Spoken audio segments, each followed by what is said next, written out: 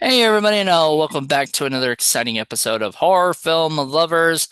This is a Mainstream Monday special, and I decided to do that. It's not counted in the normal Mainstream Monday, but unfortunately, we got the bad news recently that Jamie Blanks passed away, and John Ward and I, hello John, Hello.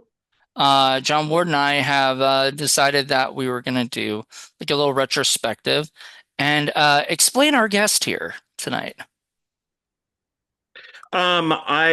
Dominic, I've known for a little bit now. He was on it was originally Horror Movie Monday, and now Sunday Mayhem Chaos. Uh, what Sunday Night Movie Mayhem. There we go. Sunday Movie Mayhem. There we go. It's those three words, three things like names always mess me up. And so he'd be in the chat, and then he messaged me to ask about film stuff, and so I've talked to him about that. And I'm so sorry I've not watched your short yet. I do have it. It's right there. I There's been You didn't tell so me he had a many. short. He has a short film. He's a filmmaker Cool. himself, and I want to give it the time that it deserves instead of rushing to watch it. This week has just been filled with videos and films to watch. Hmm.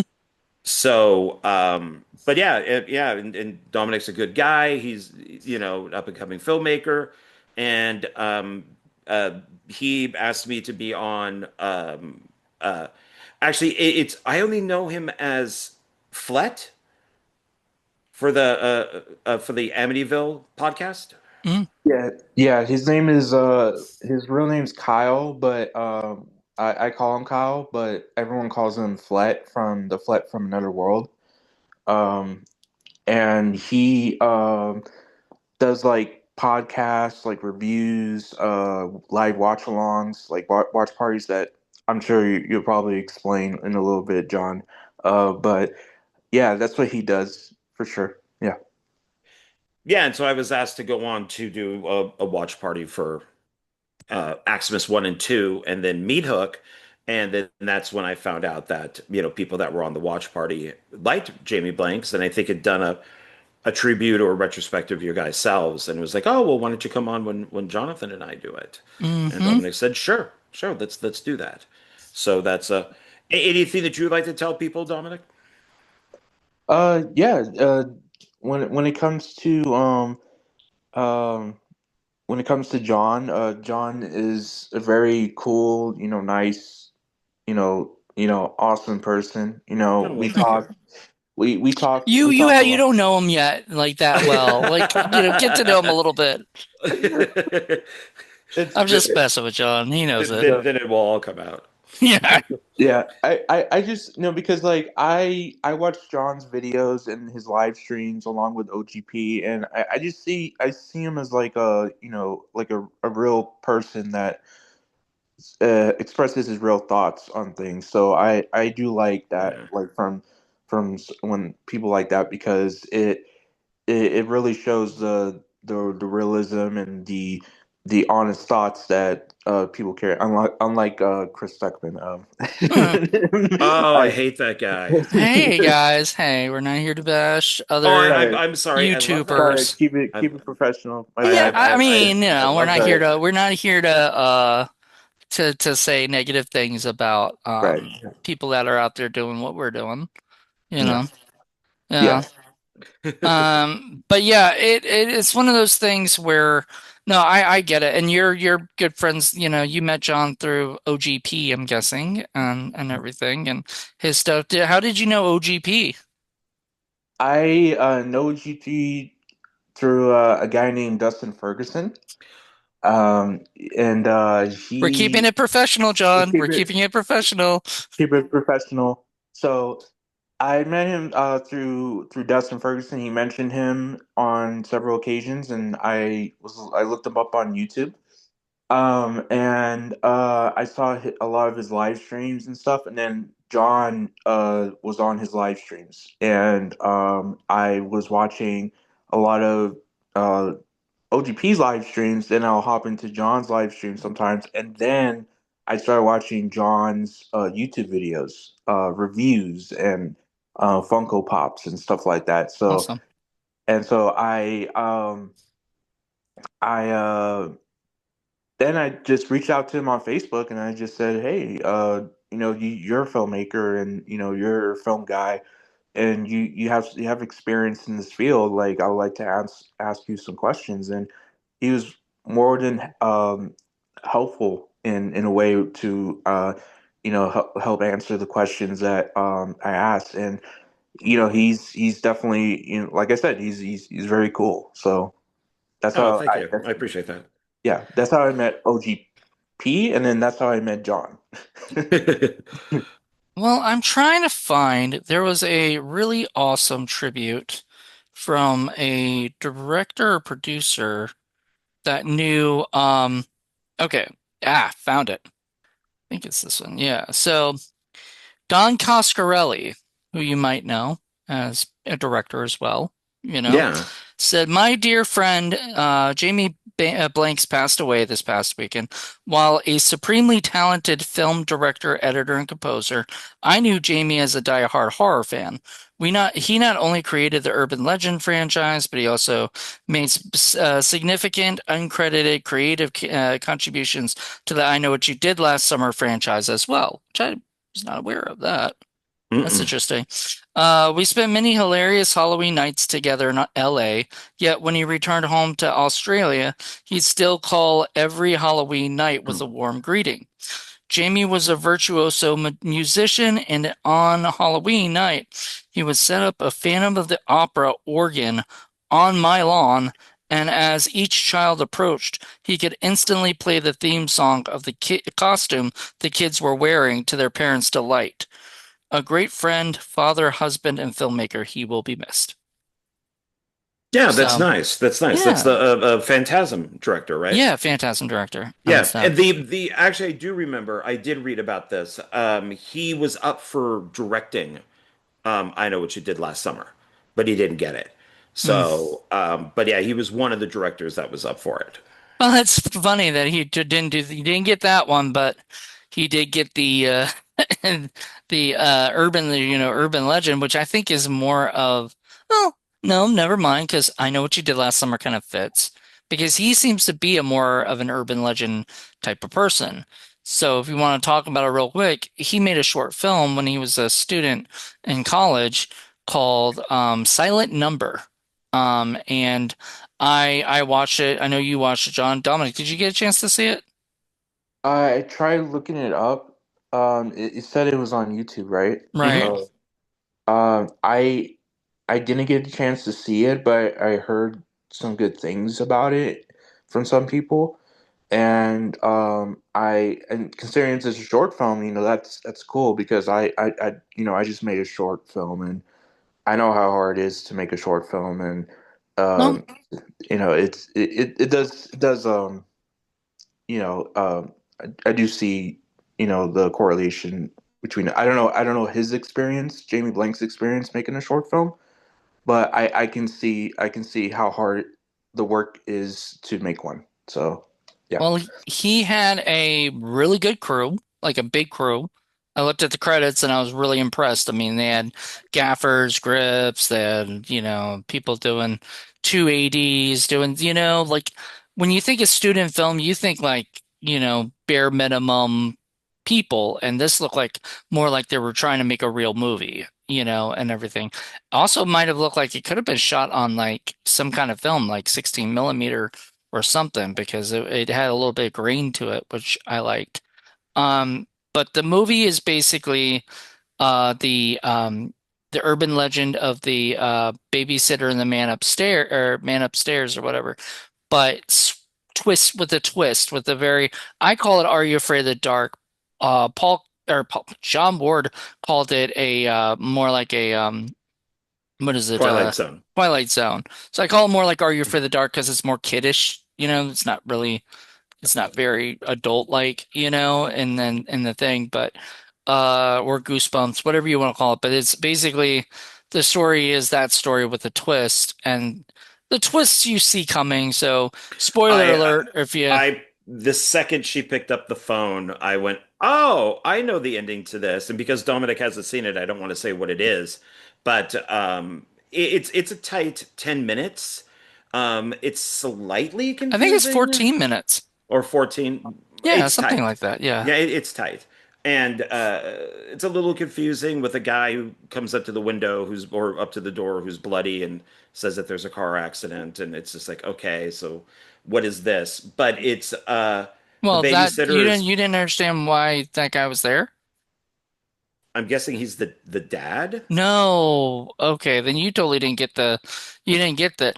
So, I'm sorry, Dominic, you're gonna have to either close your ears or Yeah, you're probably gonna get yeah, spoilers on because you're this. about to get spoilers on it. So the idea is the girl's getting calls from an unknown number, and the guy's saying he's cold, he doesn't know where he is, it's dark, that kind of thing, and he knows like sort of around the area where he's at. And so he's telling this girl, and she's getting like freaked out at first, like, who is this guy calling? Blah, blah, blah.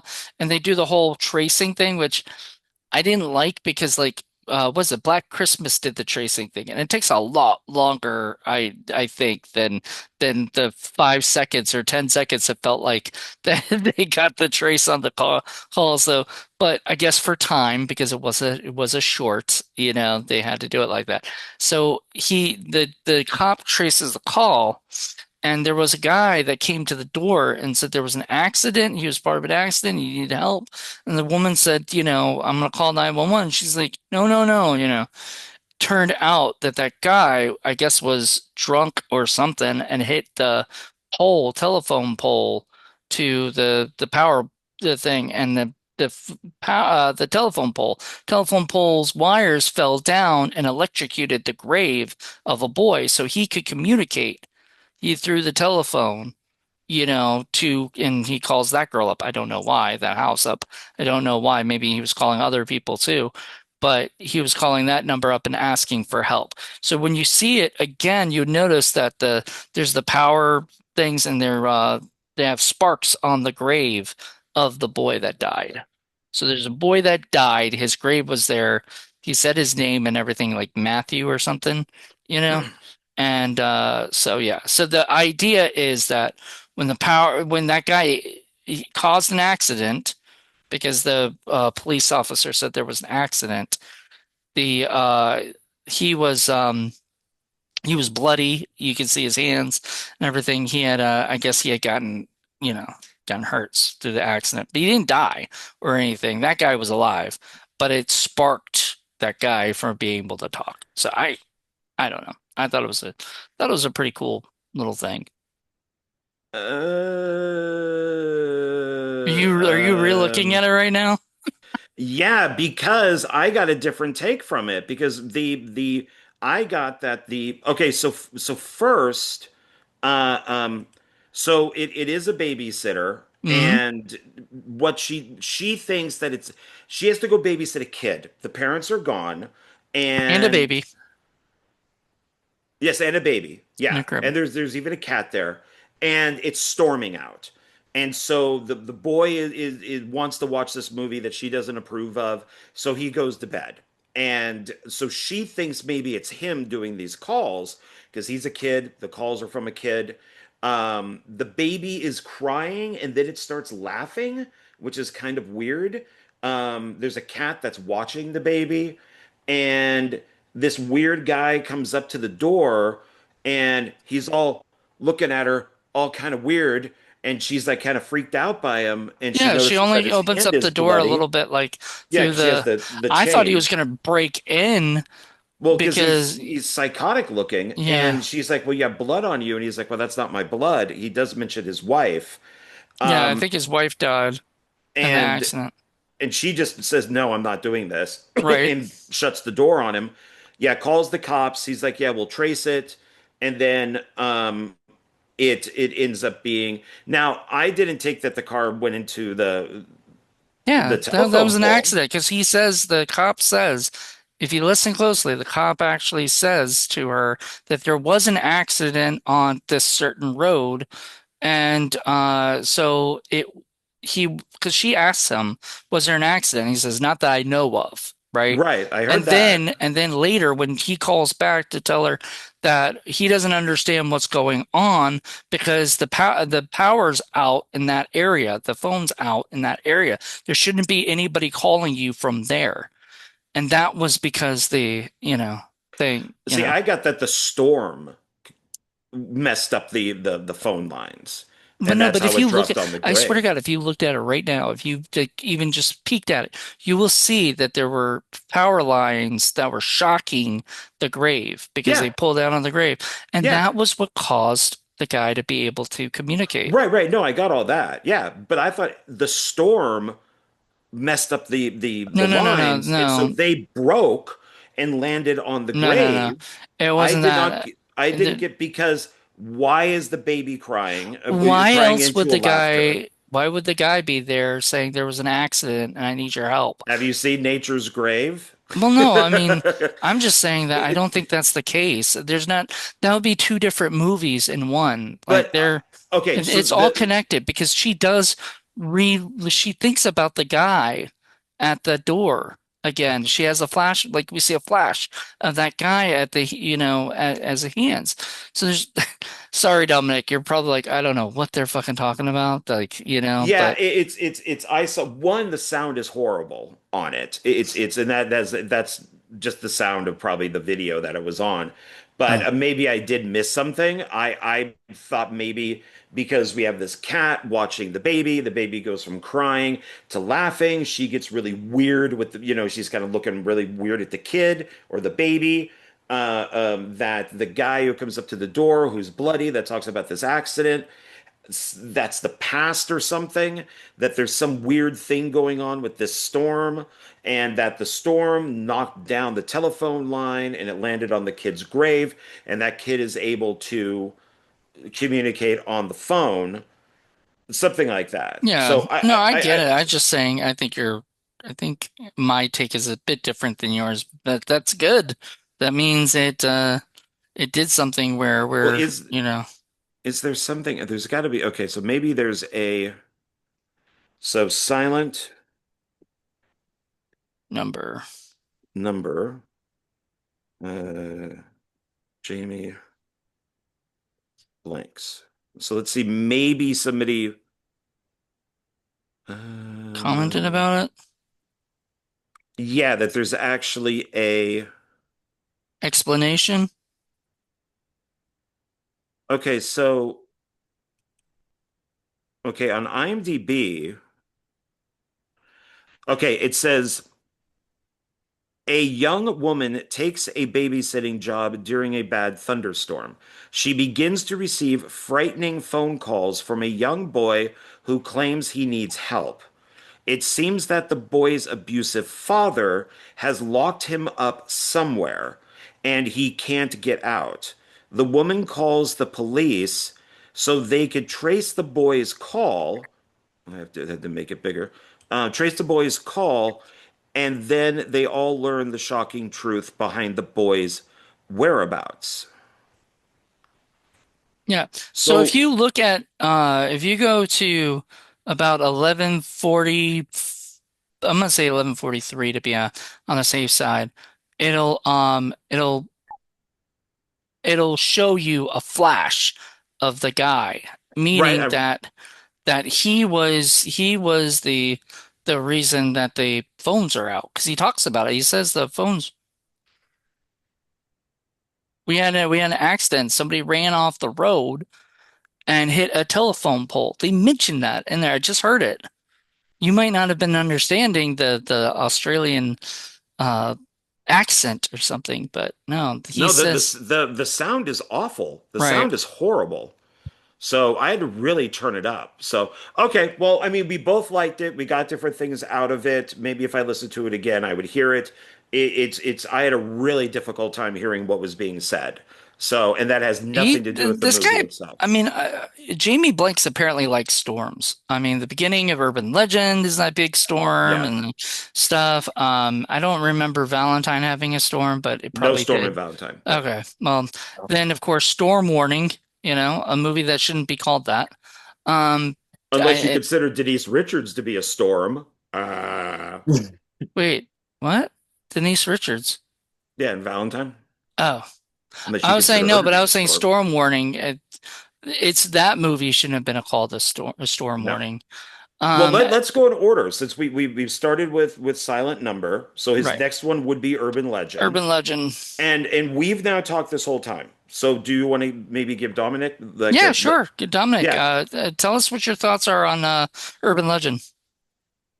Yeah, so Urban Legend is a very interesting take on the late 90s slasher uh, because they focus more on tales that resonate or similar to urban legends. And I do like that idea. And I do like the tackle on urban legends, discussions and Hmm. stuff in the film. Um, I just think that when it comes to the overall structure of the film, it kind of there's some moments where it's like Scream-esque, because Mhm. it did came out in the late 90s when Scream was big at the time and Meta was big. But then there's a lot of moments where there's just some seriousness to it. Um, Especially when it comes to certain kills, I guess. Um, but overall, I did enjoy it for what it was, being the product of its time. You know, that's kind of like the way I to see it is like the when it came out. That's what it was when it came out. Definitely. I agree. I I agree. Like them, a lot of it was campy and meta, like Scream, but then especially when you have actors like Joshua Jackson sort of making fun of himself. Then you got Michael Rosenbaum, who's sort of he's more of the class clown kind of guy, and everything. And then and then you've got the seriousness, like the roommate getting killed, like Danielle Harris getting killed, and then all these other urban legends, which once again goes back to like that babysitter of the man upstairs. He was obviously a big fan of urban legends, so he was sort of the perfect guy to do this. Like I said before, with I Know What You Did Last Summer, that was the hook, one. So that also was an urban legend. So totally makes sense for him to be considered for that one as well. Um, but I don't know. Like I mean, I think honestly, I do pick I Know What You Did Last Summer over Urban Legend when I pick them. But I mean, they're almost tied, with me, as Yeah, far as teen scream slashers. Would you say so, John? Mm, It's if I had to go in order, I'd probably go Scream. I Know What You Did Last Summer, then Urban Legend. We've already talked about Urban Legend, and you know that I have problems with it, and it's mm, more from a screenwriting point of view. That I do like Urban Legend. I think Jamie Blanks and John Ottman are very similar, and I find it really funny because it's Jamie Blanks does Urban Legend, John Ottman did Urban Legends Final Cut. Both of them are directors, both of them are composers, and both of them are editors, but they're mm. primarily composers. So I find it interesting that both of these guys were very similar. Actually, kind of didn't work together, but they were on these movies that were about urban legends. My thing with urban legends is it's the oh one Jamie Blanks loves to do long opening sequences. I've noticed, but like before the credits hit. The all this stuff at the gas station is okay. It looks nice. It's visually great. I love gas stations, like old gas stations, and especially in the rain. Um, and but the only reason why the girl doesn't know that there's somebody in the back seat is because the guy stutters and he can't get it out until she leaves. That's like they had to figure out some sort of way for him Brad Dourif to not tell her before she leaves. And I'm just like, okay, all right, that's okay, I guess. And then when she's driving in her car, um, Natasha something Wagner, and when she's driving in her car, there is no possible way. The person who, by the way, the killer was a guy, like a stuntman guy. So he's big. He's got the big parka on, and then so the killer's in the back seat with an axe, able to kill her with swinging an axe in the car. No, Mhm. no, it's I it's yeah, we I talked about that, I think. I think that was yeah, one of our big things. I like the sequence. I think it's fine. I love urban legend stuff. But it's like no, it's not plausible. It's just not. And even they like Brad Dourif like comes up to her window and he's all like up against her, like "Arr," and of course she's gonna be all freaked out Hmm. instead of him just walking up to her normally. So they do everything to make her think that this guy's a freak.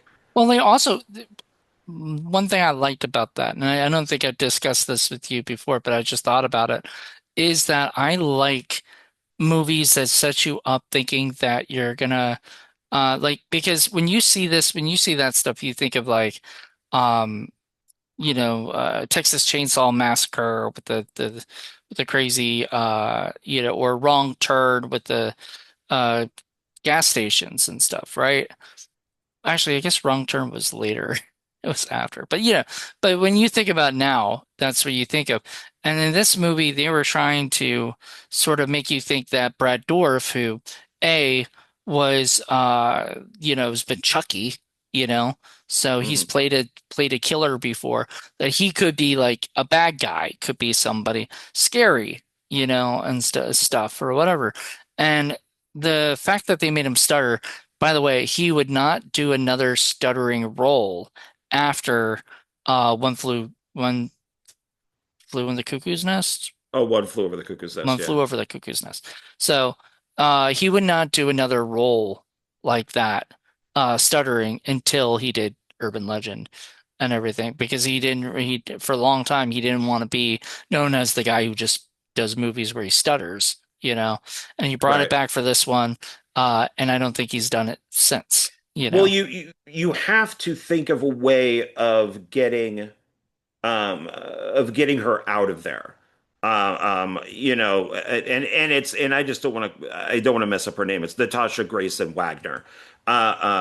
She's kind of Hollywood royalty, but then faded away. It's the scene is okay. I'm not exactly buying how the axe can go in the car. So, and I love stuff that takes place at gas stations because I even did that with Meat Hook. And my favorite gas station scene would be from Leatherface, Mhm. Texas Chainsaw 3. Very cool. Yeah. So, excuse me, probably one more coming. But, ooh, pardon me. Bless you. And of course, Bless thank you. you. And of course, I got to work with Tara Reid. Thank you very much. Thank you very much. Thank you very Was much this for that. in one of the Mahal movies? Yeah, Art of the Okay. Dead. Yeah, Art of the Dead. Yeah, yeah. I classic. got to hang out with her and stuff. So She there, seems like a sweetheart. she's a nice person. Yeah, Yeah. she's nice, but she's nice. So it's I would work with her again. But yeah, that opening scene kind of just I like it, but it's just like you know, okay, All okay, right. No, yeah. I totally get it. Um, Oh, do you have anything with you? This is how I have all the movies. I have all I have is the urban legend. Oh, I okay. don't Yeah, even have the other movies. well, the second one, of course, is worth having. The third one you could skip, so it's Well, not I'm very saying I good. don't have Valentine or Storm Warning. I had to watch all of them on What? I got them all Tubi. right here, so I'll Yeah. show them as we go. Um, but how did Dominic? How did that beginning of Urban Legend work for you? I when I was watching it, like I'm the type of person like who likes to get into things. Like when I'm watching a film, especially a horror film. Um, when I was watching it, I was like, okay, this is like interesting. We're starting off in the car with her driving, she's singing, and then then her gas tank goes off, right? Saying like, you need to get gas, and so the thing is like she goes to the gas station because she needs to get gas, and then Brad Dourif comes in and he's acting apparently creepy, or he's not really, you find out he's not really a creepy guy, but like he kind of gives off that creepy vibe. But then there's nothing you notice is when he looks in the back seat and he sees something or someone.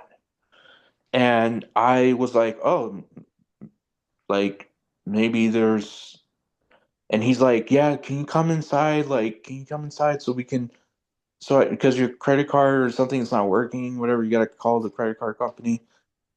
And it was like, okay, this guy is a little weird, but like, he definitely saw something back there. Hmm. No, like it was something like, okay, maybe he's trying to help her. And so I was like, oh, maybe this is like a switcheroo type thing where like she's gonna go inside, she's gonna think he's a creep, and he's actually more than a creep, that he's probably gonna kill her. She's gonna fight and all that stuff, and then she's gonna get out, she's gonna get in her car, drive off, and then he's gonna be like, no, no, no, no, and something like that. Well, then it turns out like there is something in the back seat when he says like there's someone in the back seat, and then it cuts to her singing still, and then it shows like a guy or someone coming up with the axe Hmm. in the back, and and then they were able to swing the axe and kill the girl. But like you said, John, like that was kind of strange. Like how were they able to swing that axe so perfectly to The like magic of editing. so overall I thought it was a pretty cool opening for like a fake out like type of switcheroo with Brad Dourif, because we all know Brad Dourif as Chucky, so you automatically think, oh, he's playing a bad guy in this, but he's not really a bad guy. Nope. So yeah, I do like the shot where the killer is rising up in the back seat with the hoodie, the winter coat, and with the axe coming up, and I do like that imagery right there because it really solidifies the urban legend of someone's in your back seat and you don't know it. Um, so I do like the opening a little bit. I would say Scream's opening is a little bit better, in my opinion. But Urban Legends opening is pretty decent for what it did. Well, just so you know, John, he did not do the editing for Urban Legend. Right. You No, I'm know, just stating that he he is an is an editor. editor. He's done Yeah. editing for a few of his I know the newer projects. I think he co-edited and then just edited one of them. But yeah, he had other editors and magic of editing. I mean, you can make people swing an axe when they should not be able to. Um, but it was, Well, yeah, I mean, there's just some things like I don't know why maybe they didn't. I mean, Tara Reid wasn't a big thing at this point, so I don't even think she's done American Pie yet. well, And hadn't she done Big Lebowski? oh, maybe, yeah, So she was really known for that role, playing like Bunny or something. yeah, So, but her death is off screen, and then when the security guard finds her, her death is still off screen. So if you're gonna do her death off screen, the security guard should come in and see her as a bloody mess, not just her hand sticking up. right. So that I didn't like because it's just like, well, did you not have her, for that day? Did she have to go do something else? So that was kind of frustrating I wish I listened to to the me. two commentary tracks that we have here on this version of Urban Legends. Shout Factory version, Scream Factory version, and has new audio commentary with director Jamie Blanks, producer Michael McDonnell, and assistant director Edgar Pablos, and audio commentary with Jamie Blanks, writer Silvio Horta, who rest in peace too. He's no longer with us as well. That sucks. And actor Michael Rosenbaum. Now the disc 2 is just special features and has a feature-length documentary of the making of it, as well with new interviews with Jamie Blanks, Gayhart, Loretta Devine, Tara Reid, Michael Rosenbaum, and Gina Matthews, and many. Wait, Robert? No, never mind. Robert England, Daniel has like everybody pretty much. Never before seen footage as well. So, I love that. Like, I love that Scream Factory gave it like a lot more credit than it, you know, Well, actually you might was as well much thank credit. the producer of that Blu-ray. Now let's see who is the producer of that. Um, well, Blu-ray producer says Cliff McMillan. Thank you very much, my friend of 30 plus years. Thank you very much. We always like to Thank give you. Cliff some, some thanks. I do, and I've mentioned this to him a couple times, is out of all of our friends, he is the one who did not go to college, but yet is the most successful because he's at truly doing what he wants to do. And my three other friends are not doing what they want to do in film, and they did go to college. And I kind of went to college. And I'm kind of doing what I want to do. So he's the most successful, and I'm very proud of him. And You I just like to should point not have that gone to out. college at all. Like, and I you'd be as know. successful. Yeah, that's true. Maybe I could have Actually, worked for some maybe other why am company. I not as successful? I didn't go to college So, because it well, doesn't you work on never know. everybody. Yeah, yeah, yeah, it's true. I might even have that because all my those are That's right. all Yeah, yeah. didn't he give that like a whole bunch to you? Oh, most of those were a gift from him. Yeah. Yeah. Yeah. So that's So, pretty cool. yeah, so Urban Legend is probably in there somewhere. But What you yes, sir, the bathroom is right down the street. Just take a I, left. I, no, I just wanted to mention. I also went to college for a little bit, but I only did it to learn filmmaking and learn how to do it. And then I dropped out afterwards. once you got the secrets to it, then Yeah, I'm out. The the because secret sauce. they wanted me to take like general courses, like English, math, science, whatever the stuff. Like I'm like, yeah, I already took these classes and all throughout my school years, and I'm taking it again, you know. And I just want to learn film. I want to learn how to make film and all that stuff. So that's what I did. I just learned how to do that, the filmmaking process through classes. And then once I was done with that, I just dropped out and then started making my own little short films. And hopefully I'll make a feature one day, but we'll see. Keep at it, man. Yeah, yeah, That's you what you just gotta have to do do. it. So, But yeah, I don't know. So I do love this Blu-ray. I think this Blu-ray is fantastic. I do need the Valentine Blu-ray, but I think it costs way too much or something. It's kind of ridiculously I mean priced. the DVD does have the commentary by him. Okay, cool. Yeah. And that's another thing I like about him now is like how he does the commentary tracks and stuff because honestly, that's, that's a big deal. You know, Yeah, that especially with him being gone now, yeah, we can it's listen to his voice still. His yeah, legacy lives on and he does seem like he's one of us, one of us, one or of no, us. boss. But he is a, horror lover and I'm sad I never got a chance to interview him because I did know somebody. My friend Rhiannon was really good friends with him. In fact, one of the last conversations he had with her was about a new movie he was gonna do. That he sent her a script and everything to read and kind of review and said, "Hey, be honest, be brutally honest with me. Don't hold back." And everything like that. And she really appreciated that, So a lot of people they say, especially writers, a lot of us writers are we're a little insecure about everything and want to be told we're the best, and if you break something apart from Except me. Give me notes.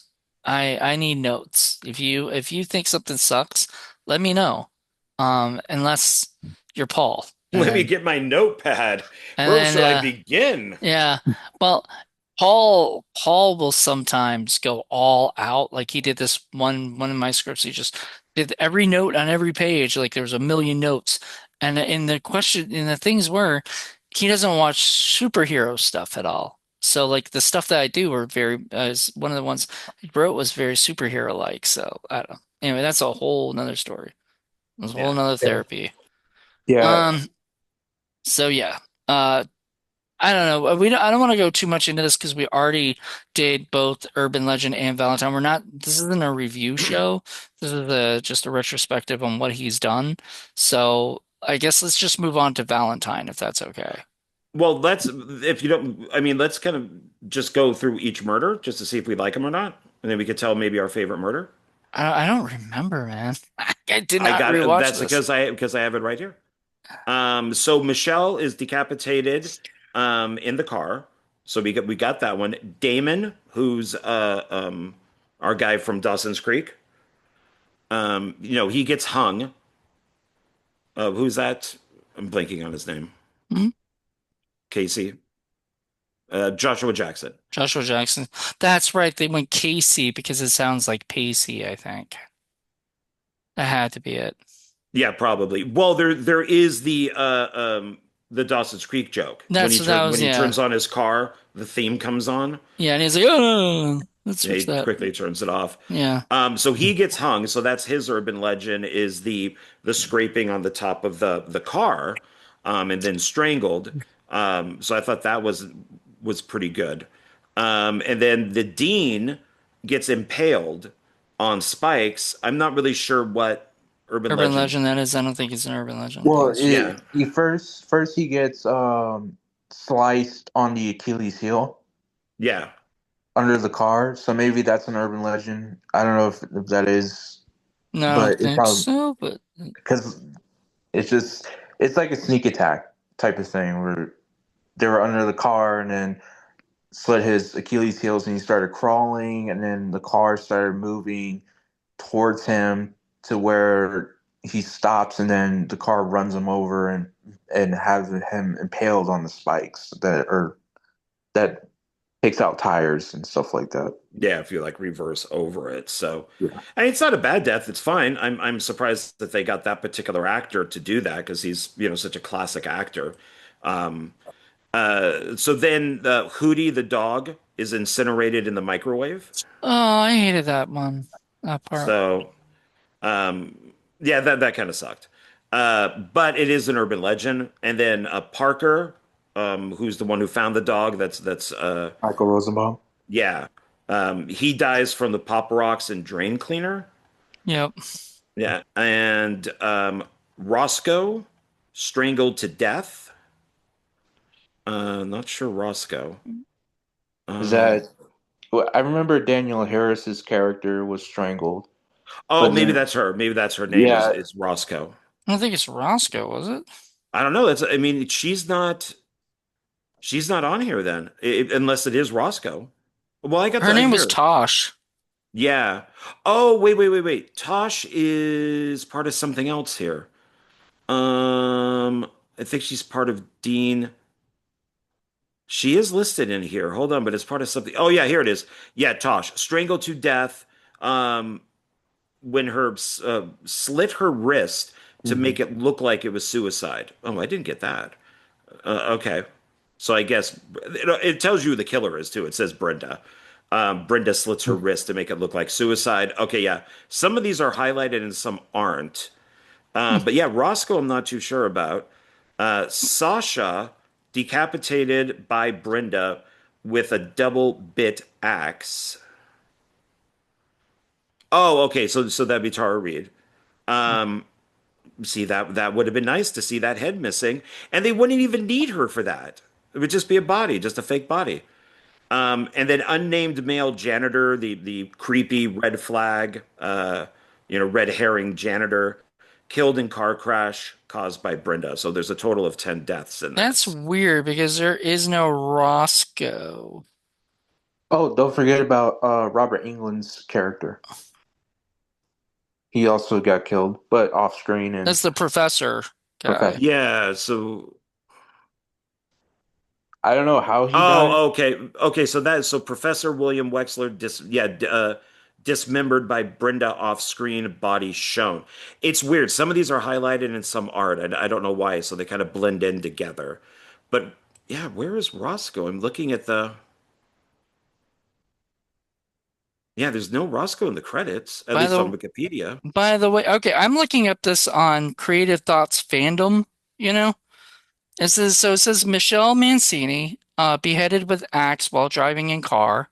Damon Brooks, that's Joshua Jackson's That's Joshua character, Jackson, yeah, hanging from a hung tree. from tree, strangled in rope, dropped on car windshield. Tosh, strangled in bedrooms, wrists cut off screen. Dean Adams, heel slit with switchblade, run over by car on tire spikes. Hootie, fried in microwave, that's the dog.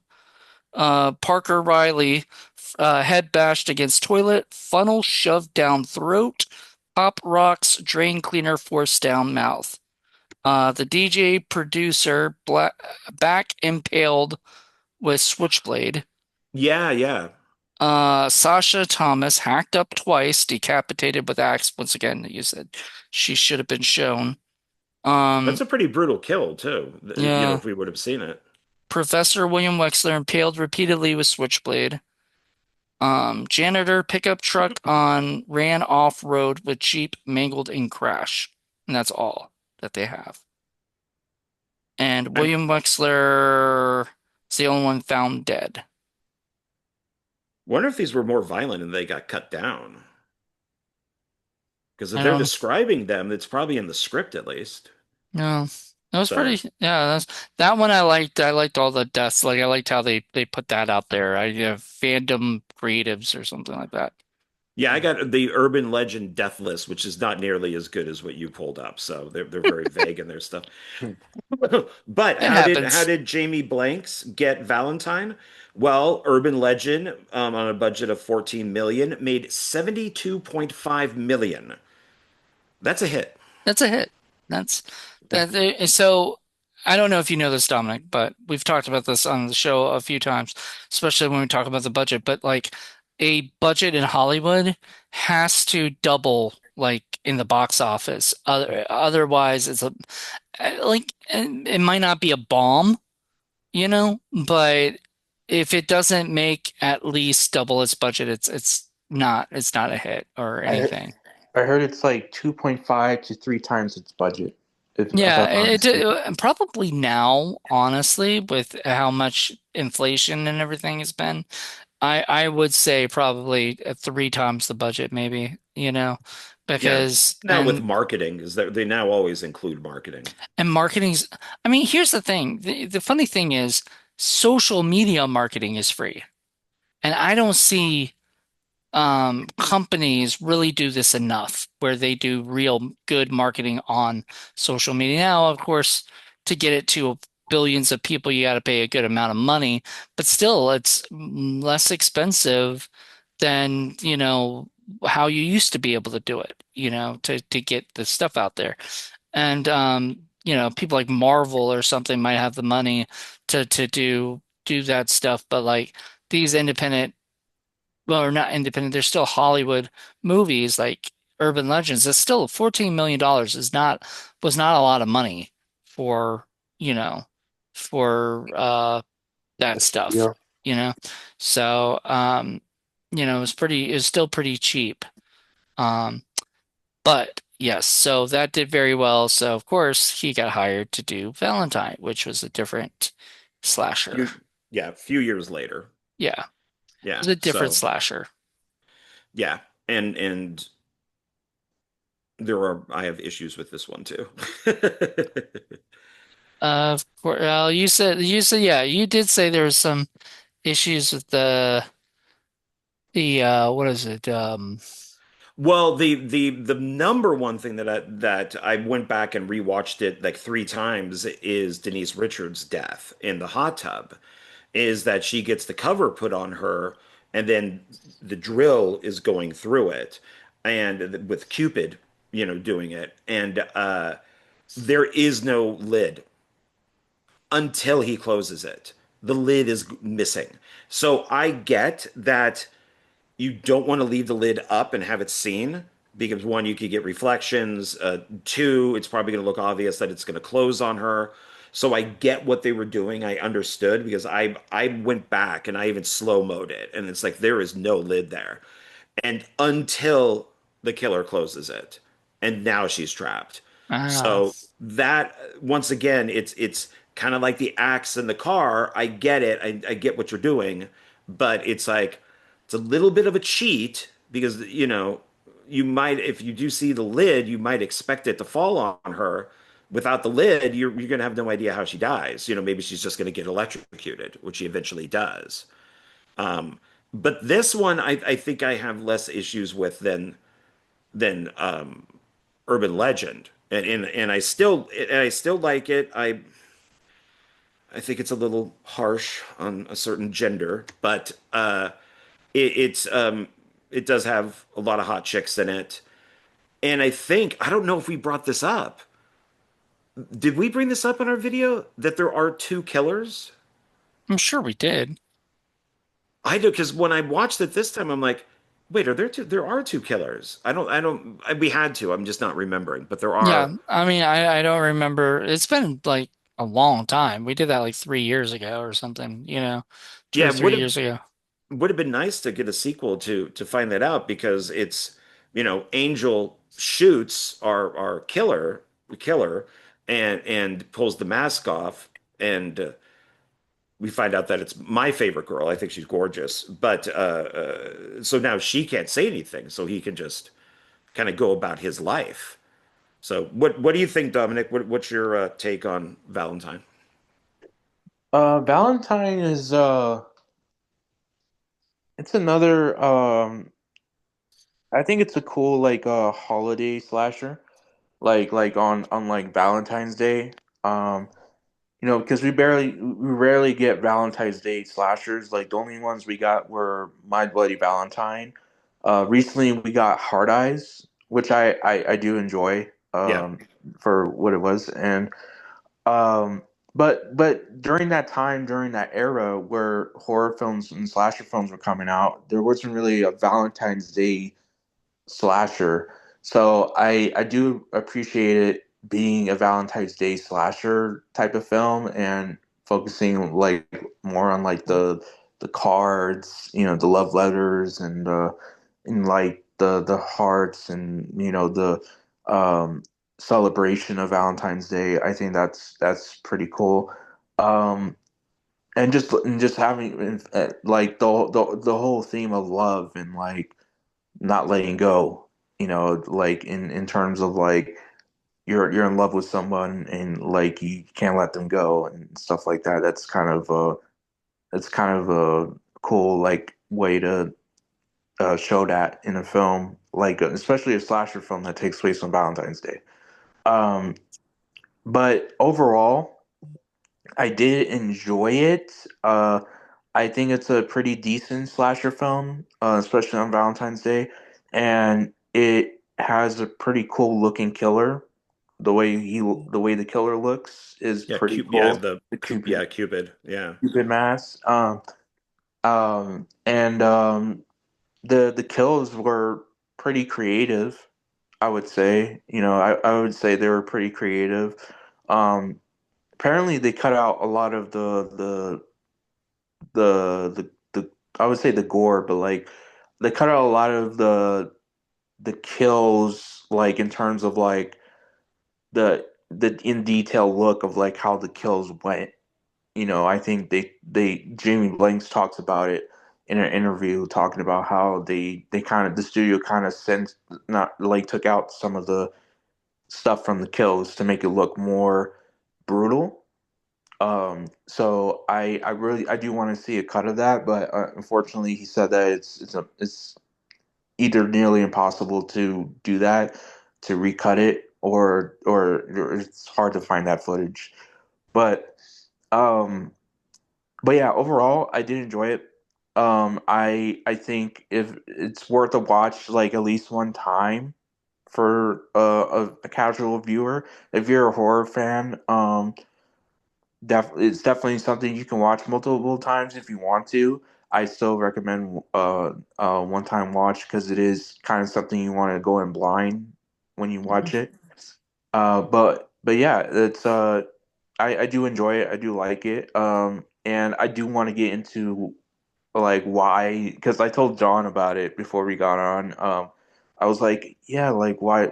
Because the film underperformed um in the box office, and I do want to get into that. But yeah, I still like it. I just looked at our old what is it? Our old episode that we did, and we got a comment on there 1 year ago that somebody Alexander something, Alexander L. I don't know if you know an Alexander L. John, but he wrote, "Good talk, guys. Never really loved this movie." Oh. So, somebody was listening to us and said, "Good talk," and he was never a fan of Valentine, I guess. But and you know what? Honestly, I'm not gonna lie. Um, when it first came out, I had no interest in it. Um, And I think at that time I was starting to get teen Scream fatigue, you know, like getting tired of these. I think Scream 3 killed it for me because just hated that movie so much that I was like, I don't want to watch any more of these things. So when Valentine came out in 2001, a year later, I was just like, eh. And that might also have been a reason why it bombed in the box office. It's just people were getting tired of these things at that time. And that's why they kind of stopped for a little bit. Like those slasher type stuff has slowed down is because people were just too many came out at once. I mean, even f the faculty could be considered like that, and everything. Even though those were aliens and it was sci-fi, it was that time period where just so many of these were getting out, and they're just and the sequels were happening, and people were just done with the series. Yeah, Yeah. I because like I wondered because like I can kind of see why like people would get like stream fatigue from it because it definitely at the time there was multiple Scream movies that were coming out, and they but they also had multiple slasher late 90s slasher movies that were coming out too, and I kind of see how that can get oversaturated, I guess you Hmm. could say. And I kind of I'm sorry, the dogs are barking, so I'm trying to I'm trying to talk a little more. But overall, I just think that yeah, definitely at the time, I think when it came out, it definitely was oversaturated, and it was definitely fatigue from a lot of people. Um, but overall, I know it became a cult classic, or at least people say it's a cult classic at this time. So Well, it's uh, because, and I feel like people say that about any movie that didn't do well in the box office, but now people talk about it like this is an underrated gem or underappreciated movie. And I mean, sure, Mallrats is to me, but but this movie, Valentine, I love Jamie Blanks. I like this. This is my second favorite thing he's done on the features. So, obviously Urban Legend was my favorite, and Urban Legend is still the movie that I'll watch over and over again, you know, as opposed to like Valentine, I may because you're right, it is a holiday slasher, and those are always fun to do on the holiday. So you like to whip out Valentine's Day or Valentine on Valentine's Day. You like to whip out was it Leprechaun on, St. Patrick's Day, even though John, John Talk uh, about fatigue. has thoughts about that too. Yeah, just watched the first four and went, "Oh my God, what did I get myself into?" my taste is changing in things, but Well, that's a well, good. That's good. You're I mean, evolving, John. well, so you guys, you're saying that the Scream fatigue. It's pretty, and this is my copy of Valentine. It pretty much has anything with this poster. Yeah. All of these, including look, every pose on this is Scream. Yeah. So Scream started it, and then yeah, and so every movie had to do it, and yeah, people probably just got bored of them. So it, this one, I actually have to say, I like Valentine better than Urban Legend. I think it's a more cohesive script. I it I was written by like, 4 people, by the way. well, and based on a book, so who knows Yeah. how close it is. But I tend to like these movies where girls give each other crap. So like Sorority Row, I think is great. The remake of Black Christmas, I love. Uh, But no, um, no, we will specify which remake of Black Christmas there that is you only love. one remake of Black Christmas. Mm, Only one, the first one. I don't. Yeah, so you're saying there is a second one. So yeah. And then Scream Queens, well, with my Emma Roberts in it, they do the same thing, but they treat Is each Emma other kind of like Roberts. craps. So I love Emma Roberts. Well, see, And he's got Emma Roberts. I got Kaylee Cuoco, so we're fine. there you go. We're not going to argue about who So she's our probably a girls. little older than you, and Emma's a little younger than me. So there you go. It kind of works No, out. Kaylee's actually 2 years younger than me. Oh, really? Yeah, she's 84, I believe. I was Oh, 82. shit. Okay. All right. Yeah. Okay. Or is she 82? I think she's 84. I want to say she's But 2 years younger. I like how they treat each other. Like the first death, which I think it is 85. hilarious. She's 3 years younger than me. Oh, okay. Um, so okay. Just had to I make that clear. Right. Catherine Hagel, I think it's hilarious that she is the one that gets killed first, since she's supposed to be such a nightmare to work with. So it And was they're kind like, of, hey, let's just get her. yeah, Well, I don't know if she was a nightmare back not then. maybe not back then, but I thought that was funny. And then kind of like George Clooney being the first kill in Return of the Killer Tomato, no, Return to Horror High, where he's the very first, so if you kind of look at it in the Drew Barrymore way of Scream, George Hmm. Clooney wasn't known at the time, but now that we know him, he is the first kill. That's So probably why Katherine Heigl was killed off first. Because she was the Drew Barrymore, or whatever. Just as Natasha Grayson Wagner. Wagner was the first kill, even though I didn't even really know who she was not familiar with her work. I'm still not really that familiar, but she was somebody who at that point had done a lot of stuff and people recognized her face and Yeah, she worked with you like know, Robert Downey Jr. and other people. Her yeah. parents are royalty, so Okay. but she just kind of disappeared She after like a Robert while. Wagner's kid or something? Yeah, Yeah, yeah. okay. All right, that makes sense. Well, and Dorothy in this is Kate Capshaw's kid. So there you go. Yeah, she even kind of looks like her, Is but Jessica Capshaw, is that her name? yeah. Yeah.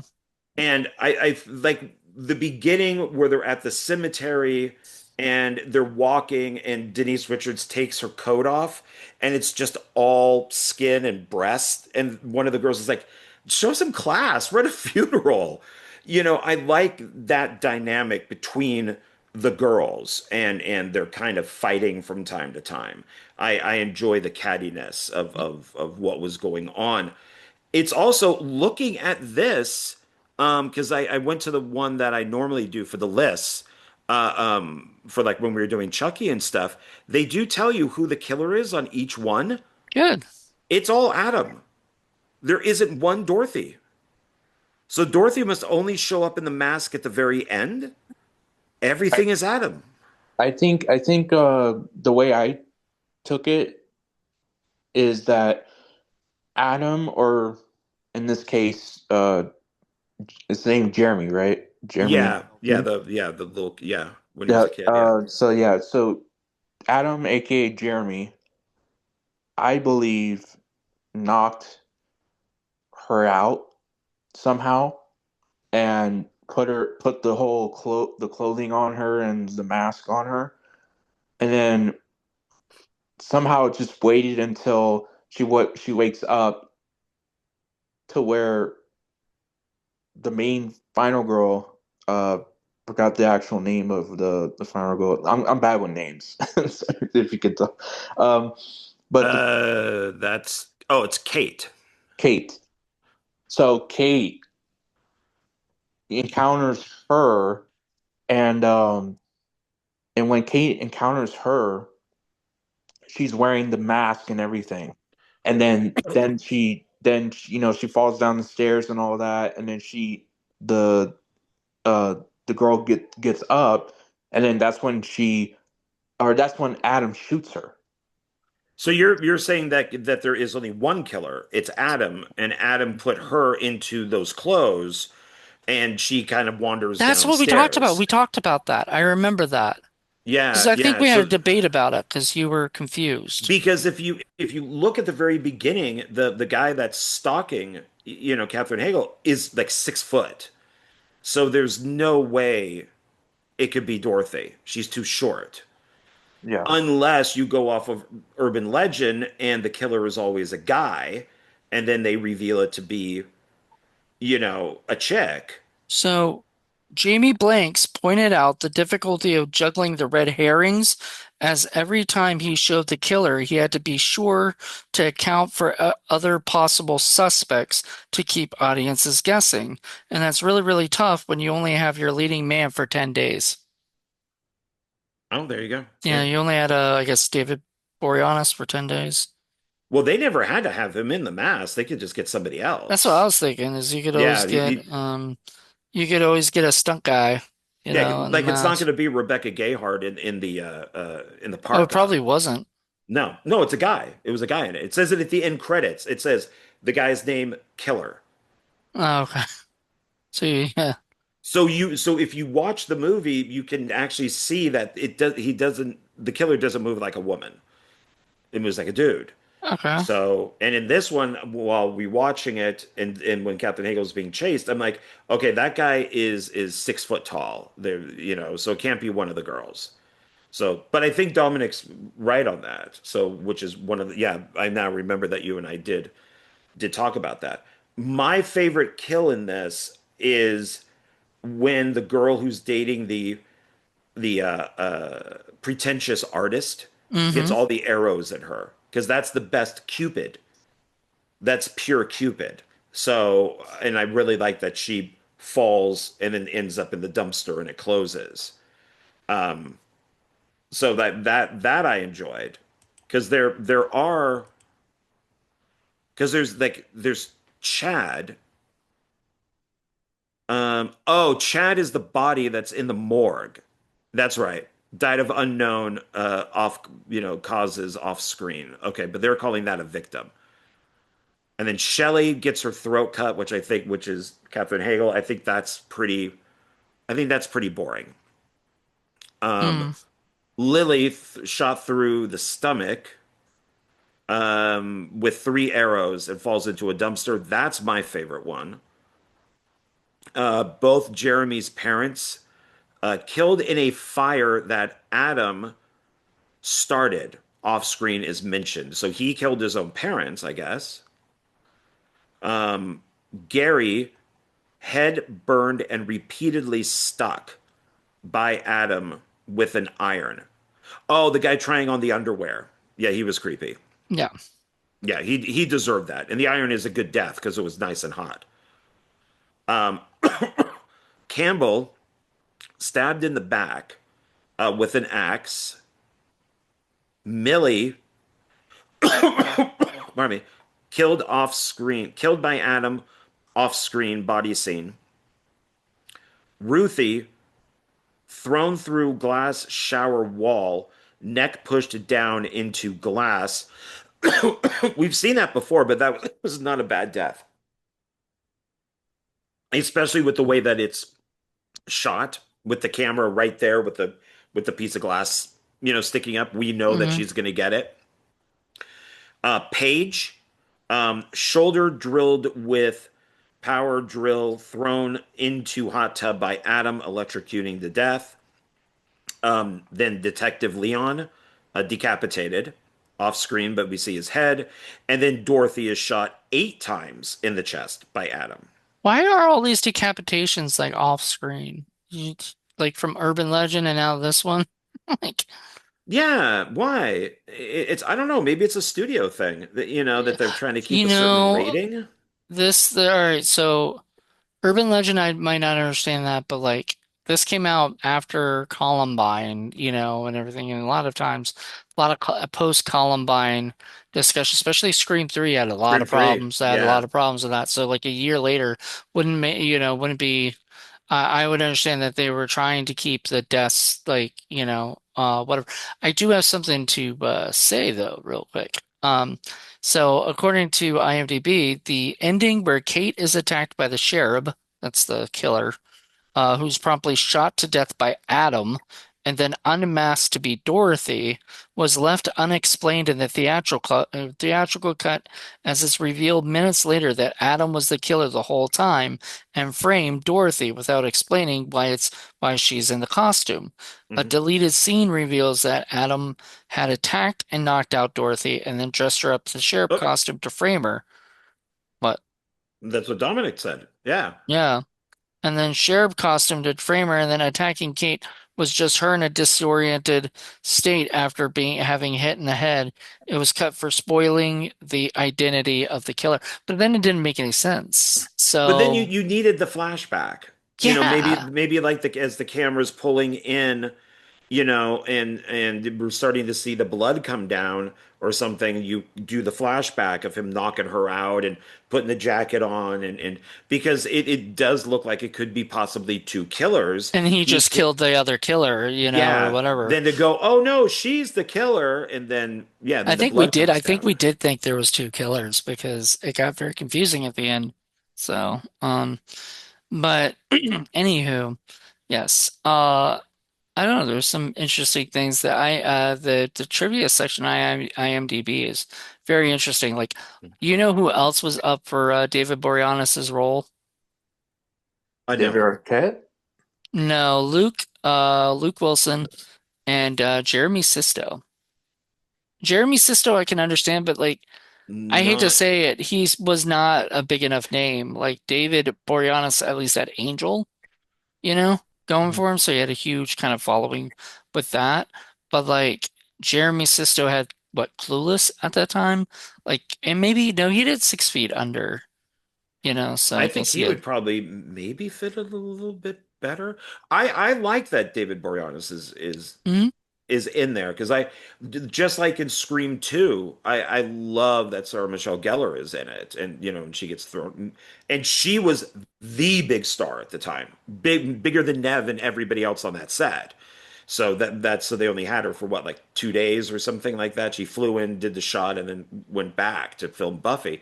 So I like it when they do that type of stuff. So it's But yeah, she had done like I know what she did last summer, and then like right after that did like a year later did well. I mean, she had done Buffy about that time and stuff, and then she did Scream 2 as just a hey, let's get another big name in there. Even though the first in Scream 2 they had Jada Pinkett Smith Jada Pinkett at the time. at Yes, the time. I don't think That she was married to Will yet. No, no, no. That's when we all could tolerate her. Yeah, everybody had a crush on her. Like I heard all these things, and I never. I Oh, don't not me. know. She was not No. my type. I go for Tatiana Emma Lee if if anyone. She-Hulk? No, Tatiana Emma Lee from Fresh Prince. She was Ashley, the Oh, oh, the oh, oh, oh. youngest I daughter or would have whatever. But she's more closer to my age. I It's would have no probably idea. why um I I say like that. Karen Parsons. I I I I think her doing such a great job as Hillary ruined it for me because she does such a great job as sort of this dumb character that I'm like, I know you're not like that in real life, but like you just kind of, I'm showing my age. I have no idea what you're talking oh about. well, it's Fresh Prince of Bel-Air, Oh, oh, yeah, I never yeah, watched Fresh Prince of Bel-Air, yeah. If so you didn't I watch it, you would I think know, I've seen but one episode. So yeah, we obviously, I think Dominic, how old are you? I'm 26. Jeez, you're a youngin'. I thought you were older. You act older, so I thought you were older. But no, it makes sense now that you're saying you kind of just did film school recently, Yeah. somewhat. So there you go. Um, now yeah, well, Fresh Prince of Bel-Air, I guess, was my generation to start with, and then went to you're Gen Z, right? Yeah, so You, like I was able to catch Ugh, Prince of Bel-Air. the worst. I've made that very well but known. hey, look, everybody was saying that about millennials, and then. Millennials are still the worst. The best is Gen X, which is me. So that was the last great generation. Well, Everything after that Didn't is they just didn't like they say the best generation was another generation called the best generation? You know, isn't Gen there? X is by far the best. Yeah. So by far. I But stay on target. Yeah, so so the Fresh Prince would play on I think it was either Nick at Night or some other channel. I gotta remember the channel name, but they'll do reruns yeah. of like Fresh Prince. So like that's how I got into Fresh Prince, and Karen Parsons was like a crush. So yeah, Now what is it? Gen Alpha or whatever, Gen Beta, whatever they're gonna It be. should be Gen Beta. It should not be Gen Alpha. Uh-uh. Yeah. But No. then they're gonna go around and say, "Oh, I got into Fresh Prince of Bel-Air through."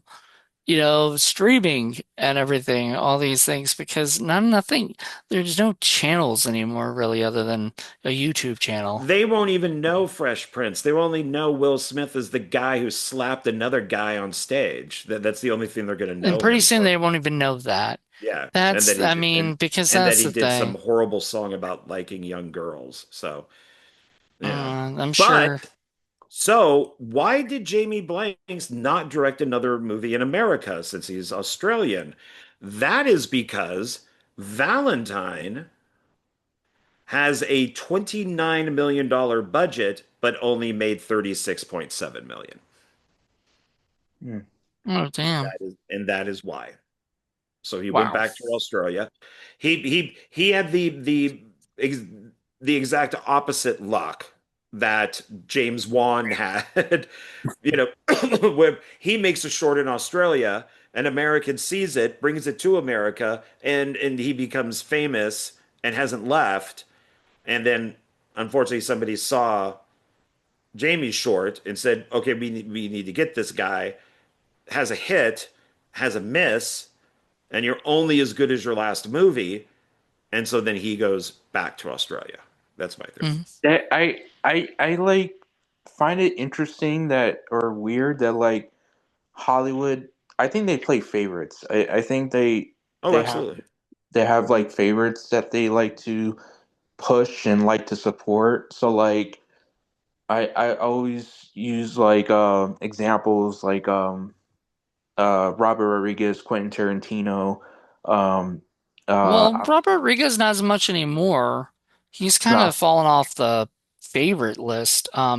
Especially since he's part of the DGA and he kind of went anti-DGA stuff, did stuff uh, and everything like that. And that, I think, that's the thing. But you're right. I think a lot of these people get picked and everything, but that's because they make hits. They make blockbusters. Once they start bombing, they're less and less liked. hmm That's my yeah, opinion. yeah. I just because like I was seeing a conversation Jamie Kennedy and Pauly Shore were having about that, and they were like, "Yeah, like you should notice like you get all these hits, right? And then you get a bomb, and then you're considered an outcast. Pretty But much. then, Yeah. but Yeah, then you go to film you go to Jail. film movie jail. jail, yeah. Yeah. Yeah. Um, and then there's the other filmmaker or actor that has like sometimes like they have like bombs or whatever, but they still get a chance. And Well, I yeah, somebody you said know, about Colin Farrell. He makes a lot of bombs, but he still is likable, enough where people still want to cast him. He's got a good enough name, talent, and you have to build that up. And the problem was Jamie, unfortunately, only had one other movie before this one. So if they had given him another one, they said, try this movie called Stay Alive. He could have directed that. He could have That's a done a good great movie. job. Yeah, it's a great movie. But he could have directed that and he would have done a great job, directing it. And I think that movie was, I don't know how well it did or not in the box office, but I mean, eh, eh, once you do a bomb, it's very hard for you to get back in, which kind of sucks. But he was lucky to have all the composing jobs that he does, and I think a lot of them were Hollywood composing jobs too, right? I'm correct. Yeah, probably a mix of a little bit of everything. So that's but I know you and I have two different takes on this film, on Storm Warning. Uh I don't know I if we have two different takes. It might be a little bit different. well, two different opinions, let's say, because it's so I have the extreme edition. This is Storm Warning unrated from the director of Urban Legend, not Valentine. And I don't know which version you saw. I'm guessing maybe it's probably the rated one if you watched it on like Tubi or YouTube. Yeah, I don't know which one it is. It just is the one that's on YouTube. Not YouTube, Tubi. Tubi, So this I turned off when I first originally. saw it years ago. Blockbuster, Hollywood Video, wherever it was at, I turned it off. I have a hard time watching movies where a group of people terrorize another person, really for no reason at all. And I gave you as my example, like I spit on your grave. But it is nice to see them do revenge. But I didn't get that far in this when I Like you originally don't like saw it. Last House on the Left then. Stuff like that, but yeah, it bothers me because it's real. It's realistic. It's not like it's a monster. It's people that do this stuff, But and we hear yeah, about the it. real monsters, the Yeah, real so life that kind of monsters. bothers me. And it Saul's like that. no, but that's not real. I mean, This could it's not be. real, but it's supposed I to. know that doesn't bother me at all. No, it's I mean, who knows with this if so to let people know this is shot in Australia. It's a married couple. They take this little boat out. They're obviously a privileged couple, and they take this little boat out and they get lost and there's a storm coming in and they end up on an island and they find like this house that's a disaster, kind of looks like a Texas Chainsaw Massacre house, and they go inside, and it's disgusting. They do see pictures of people that might live there.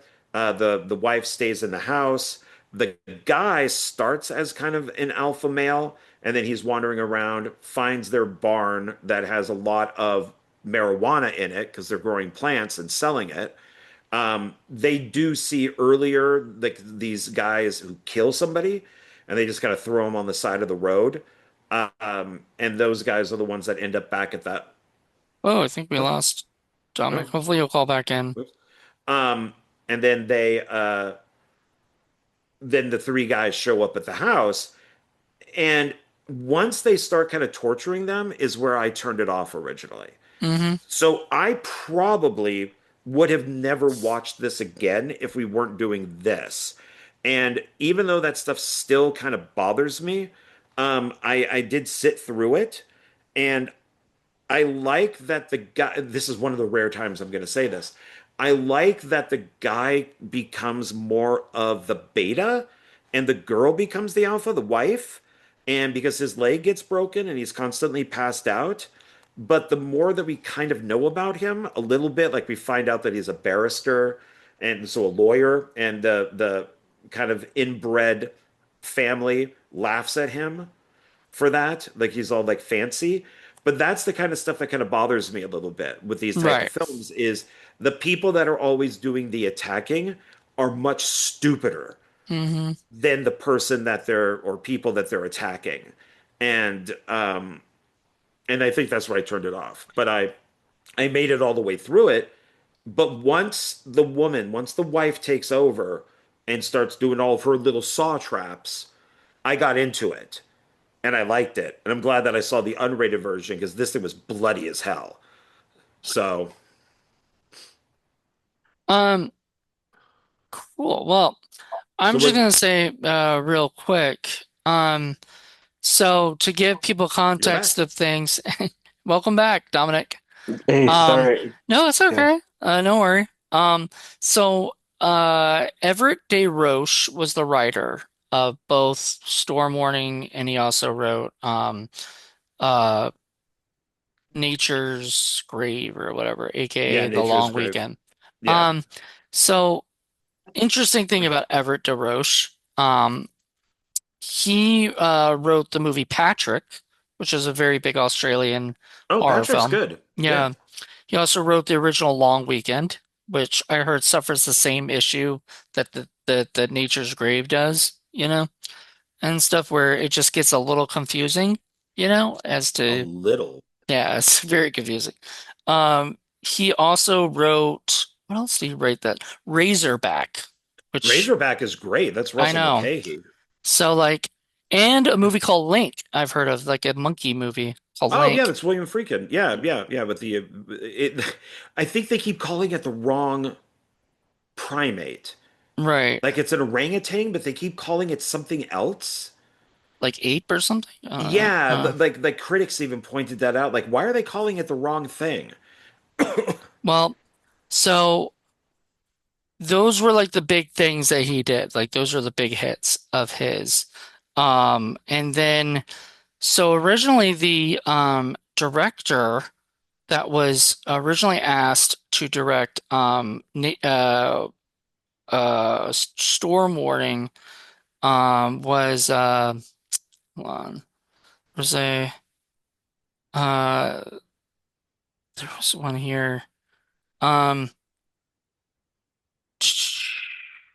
the first Brian Trenchard Smith, who was another Australian director, but he did The Man from Oh, Hong Kong, Stunt Rock, Drive Hard, The Love Epidemic, and tons of other movies. did he did Leprechaun 3, right? I think so. Leprechaun 3 and Leprechaun Leprechaun 4, 4. yeah. So Yeah, Leprechaun 3 and yeah, 4. yeah. I just He sent him a friend he, request. he also did Night of the Demons too, Yeah, yeah. you He said know. that's how he got Leprechaun. Yeah, it was that. So yeah, Dead So, End Drive-In was the big hit too at that time of like ooh, did not start like that movie. starting it. Don't tell him that. You interview him if you get him for one Oh, one well, filmmaker. in our Leprechaun review or overview is I do say that Leprechaun 4 is the best, and then Leprechaun 3, and then 1, then 2. So I do praise him a little bit. So I also did a friend request to the director of part 2, so hopefully Yeah. he won't see my review. But Um, but you said what you told me is you liked the beginning, well, I didn't like like the end, but I liked the end, but not the beginning. so I love anything that goes in the sea, or around the sea, right? So, like, to give you an example, The Fog. So, my favorite John Carpenter film, and it's because the atmosphere, the sea, and pirates are fun, but like that's not my main thing, with it. But like ships or boats or anything like that, I'm just really big into. I personally, one day, if I had enough money, I would buy my own boat, and I would want to go out to sea and do that stuff because it would be fun for me, you Mhm. know. But but the thing is, what I liked about it was like, oh man, so it's going to be, ship caught at sea, and that was going to be, I thought that was going to be the big story. It was going to be mainly those two, and they were going to have to deal with a big storm, right? Because I didn't look into what this whole thing was about. I didn't know there was a backwoods hillbilly family in the Australian outback or island where, they're all by It's themselves. very deceiving. That title is very And deceiving. yeah, and that looks it looks I can kind of tell with the machete in their hand. But yeah, the whole thing makes it sound like it's pretty much the storm is the killer. or Or whatever. like they're on a boat and there's a killer on the boat or something, Yeah. or they're in a house or a cabin or something and the storm is destroying it and they have to survive or Right. whatever I it would have is. thought like Asylum or something, and everything like that, or the Sci-Fi Channel when they used to do those movies where there's tons of storm movies. Not But unfortunately, not hillbillies that have a pot growing in their farm. yeah, And with then the dog that likes to oh, eat or what go after that dog blood. I loved. I was like, if something happens to that dog, I'm gonna fucking kill somebody. You know? I love that the dog he does his worst to the bad guys. So Yeah. it's Well, I yeah, and that's because he's bleeding. He apparently likes blood, and that's what they even yeah, say, like these idiots fresh blood. train the dog to kill people who We're bleeding. come onto their property, and but then the dog doesn't know that it's the owner and stuff. So it's yeah, I think once this becomes and then once Dominic comes back on, we'll ask him. But I think once this becomes We just oops, we lost him lost him again. again. There's something In and going on. out. Uh, I I kind of got into liking the bad guys in a way. That one guy's really stupid, the other guy's a little smarter. You have the dad who's kind of like the ruler of this whole thing, I and he's liked had how like he explained that too, that he had two mothers or two different mothers or something. They had the yeah, same he dad. would knock up some chick, and then if she didn't, give she would give birth, and then if she didn't like what he was doing, he would just kill her. Mm, I think he said, yeah, like he cut her up into pieces and fed her to the dog. So that it's this dog. is a very mean family, but I wonder if the married couple who are very privileged stayed outside the house and then these guys show up and they're like, "Hey, can we use your phone? Or, we're lost." And they're like, "Well, our phone doesn't work, but, we could take you into town in the morning," because they were kind of talking like that. Hmm. I wonder if that's what it would have been, because it kind of escalates that, oh, you broke into our house, you're looking around. The dad goes, somebody went into the barn and, they saw what we have. So everything that this married couple does kind of makes them do what they do. The Because bad well, guys, yeah, I don't think they set out to like, okay, these people are trespassers. I'm gonna kill them. Like they set out originally because they just seem like they're just on their own out in the middle, like whatever. They probably haven't seen a woman in a while because they were like eyeing her the whole time and trying to have sex with her and shit like that and all that stuff, yeah, which just got really very weird. And much I spit on your grave type of yeah, I stuff didn't with like that. making her I, do I didn't. stuff. Oh yeah, okay. So at first I was really upset because it's like there's a fucking wallaby that gets murdered in the movie. And I was very upset. But then I found Yeah. out it was a CGI, like not CGI, but what is that? It's like Uh an animatronic or animatronic yeah. wallaby. So it wasn't real. It wasn't a real wallaby but what scared me is I remember an Australian movie coming out years ago that I got on Criterion 4K, and I was so excited to watch it. And then they killed a real kangaroo, in the movie. They like, and you could hear the kangaroo yelp in pain. And it was Oh. called Walkabout, that movie Walkabout. And Oh yeah, yeah. I will never, I stopped watching it. I was like, I can't, nope, nope, I can't anymore. I don't care how great of a movie it might be, but like, and I understand they ate the kangaroo, like for crew and everything. That's what they actually ate there and stuff. But like, and a lot of people do eat kangaroo and stuff like that. But like, I don't like movies where they kill the animals on purpose for the movie, you know? No, I get what you're saying. Yeah, they did that with what, Cannibal Holocaust, Yeah. even Apocalypse Now, they killed the cow. Uh, um, And yeah, uh, Paul must hate that. yeah.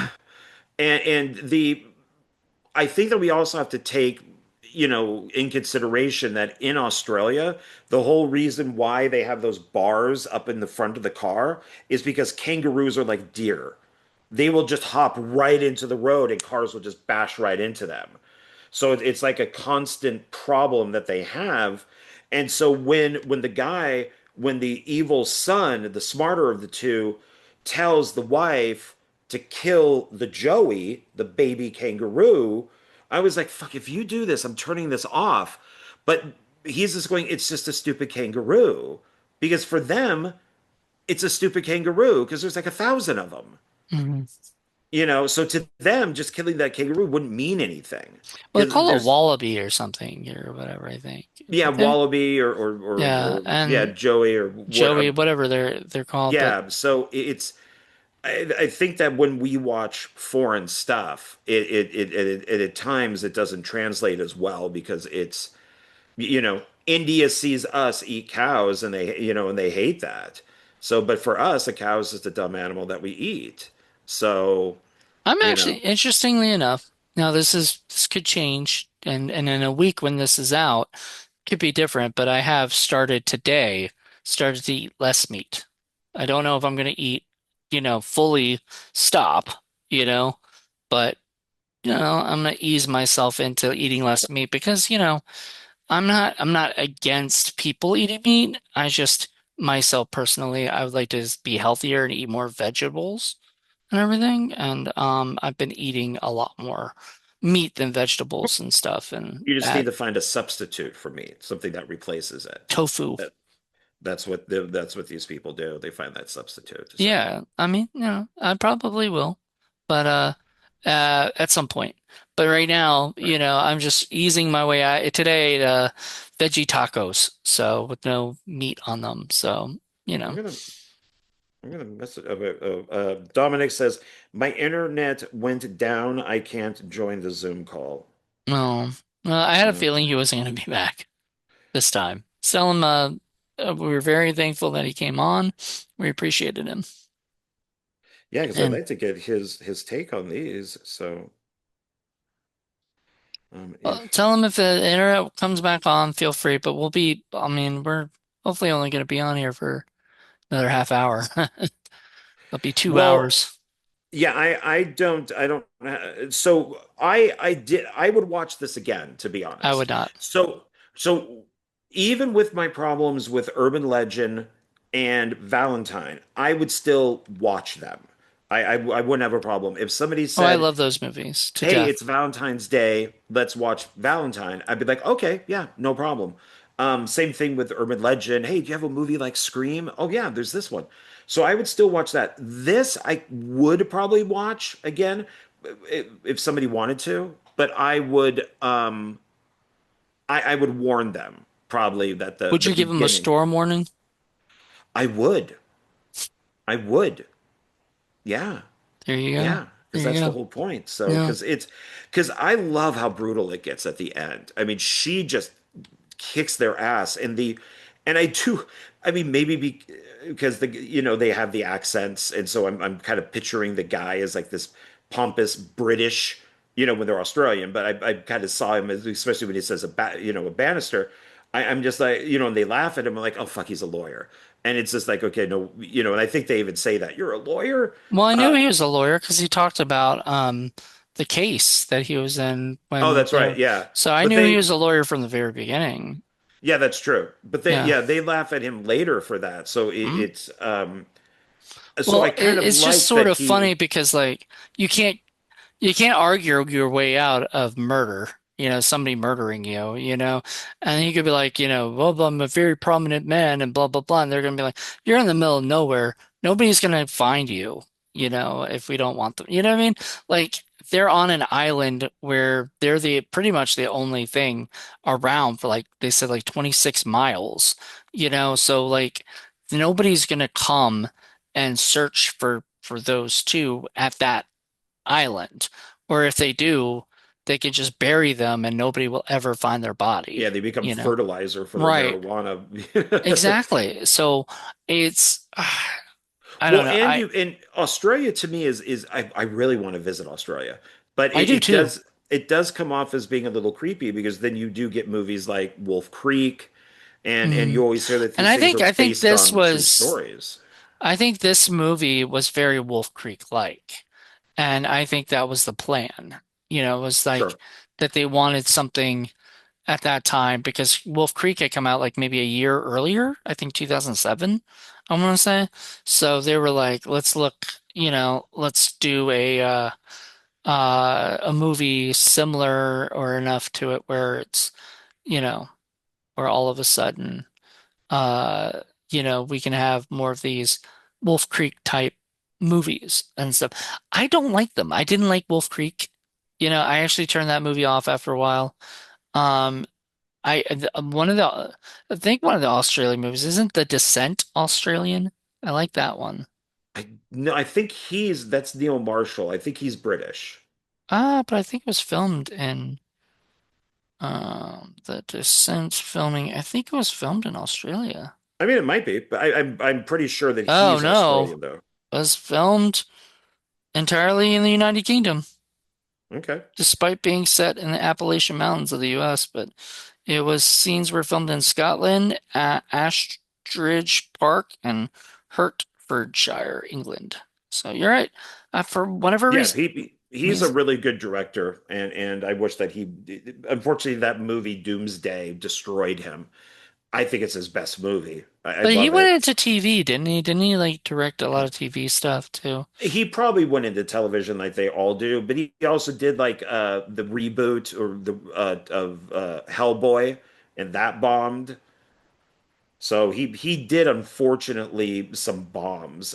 He did You, did he do, because he produced Red Riding Hood. Did he direct that too? no, I don't No. think so. There Um, is one with a monster on the cover. I'm blanking on the name. I think it's The Lair. He did The Lair, and he that didn't directed a do couple well. episodes of Game of Thrones, you So, know? well, but yeah, because he's made a couple like Knights type of movies. Yeah. But So it's funny. I was not a fan of Dog Soldiers when it first came out. oh, Well, love Dog Soldiers. I know a lot of people do. I think it's kind of boring. Um, Up, yeah. up, up. Look Uh, who's back. sorry, my internet's acting up. It's It's fine. It's It okay. It's happens. okay. That's the point of Zoom. yeah. So we're about to go into nature's grave, but what is your take on storm warning?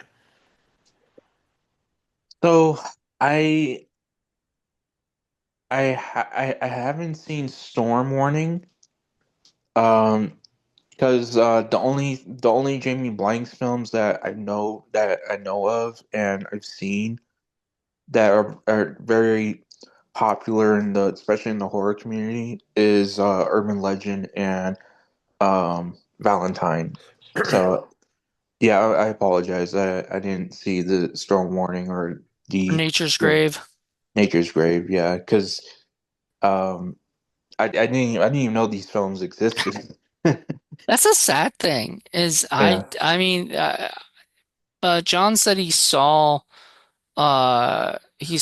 Storm Warning when it was on Blockbuster, but I don't even remember it coming out. And that cover you showed me, John, I don't even recall it, or whatever.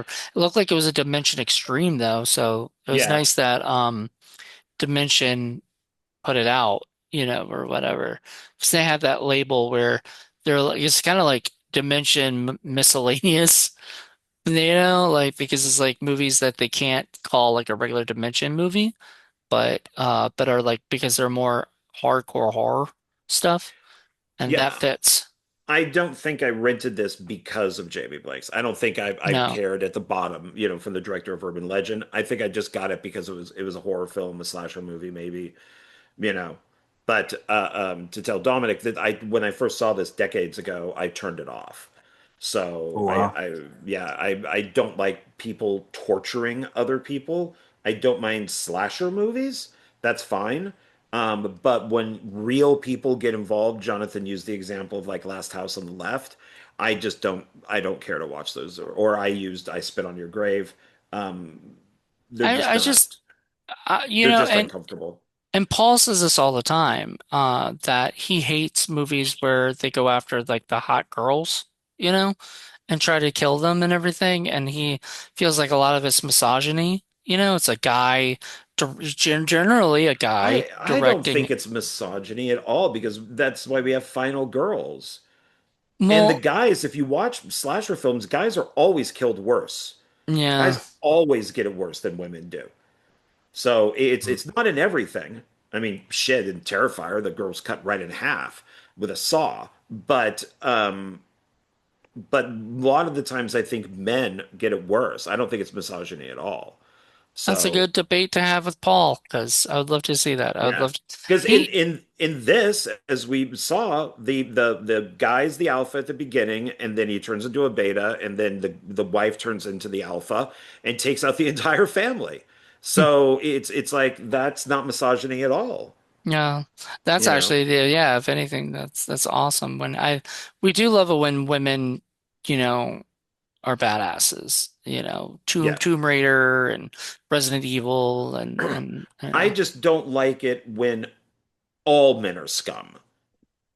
And it's I like get it. because not all men are scum. It's so that bothers me. So it's the husband in this is nice. He's okay. He's a little pompous. Um, but the three, and then you just got the hillbillies. So and there's nobody else around. So yeah, so they are going to be villains. So that which is fine, you know. So Definitely. yeah. But do you want to move on to Nature's Grave?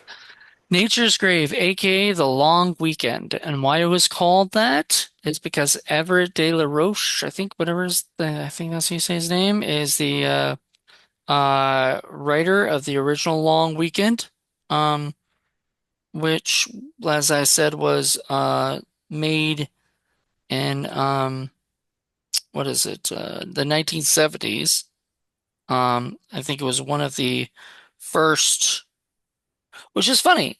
The movie that Billy Wilder did, The Lost Weekend, was Mhm. originally called It was going to be called The Long Weekend, and they Oh, messed okay. up, and they ended up calling it The Lost Weekend, which actually makes just as much sense. So it didn't matter. Um, but The Long Weekend. Oh, where is this? I'm just gonna look up. Or wait, I think it might just be called Long Weekend, not The Long Weekend. That's weird. There are a lot of freaking long weekends in there. So Everett de Roche did the long weekend that was in 1978, and it's the same story. When a suburban couple go camping for the weekend at a remote beach, they discover that nature isn't in an accommodating mood. Now, they have No. so many ways to make that cool, right? Like so many ways, especially with storms and different things. But honestly, in this movie, they just made the characters bitch at each other and bicker at each other I the whole time. I'm just gonna say it. I hated this movie. I hated it. I will never watch it again. It will stay in my collection because I'm a completist. It's first of all there. Okay, long weekend I get because even though the film's only like 88 minutes, it felt like 4 hours to me. But It was you a know, long, long weekend for you, and it wasn't even the weekend. no, it wasn't. And it's don't mess with Mother Nature. And then it's once again, don't mess with Mother Nature. They couldn't even be original and think of two different taglines. This has nothing to do with Mother Nature. Nothing. No. He does get attacked by an eagle. It's on the back of the box, but that's because they took its egg. It's not just randomly attacking somebody. This isn't like Jaws or Grizzly or the birds. This has nothing to do with nature. And Jesus here is a little, both is psycho from the beginning, and he's friggin' psycho throughout the whole movie. Explain why you call him Jesus. Oh, because he played Jesus in The Passion of the Christ. So that's Jim Jim Caviezel. Caviezel, yeah, Yeah. who I like as an actor. He's fine, Except in but this movie, I hated him in this. I thought he did a th terrible job. they are the worst people ever. The wife is horrible. He is horrible. They there are a bunch of dead animals in this film, and I know some of them are obviously special effects. And some of them are probably real dead animals, like roadkill or stuff that they found, or whatever. But like there's a part where they run over a crab, you I know. think they killed that crab. That crab You, looked real. do you think that was a real crab that was Yeah, alive and they I think just they ran it killed it. over? That's Yeah, so fucked up, man. I think If it that's is. the case, that's sad. So once again, I would have turned this off if we weren't doing this video.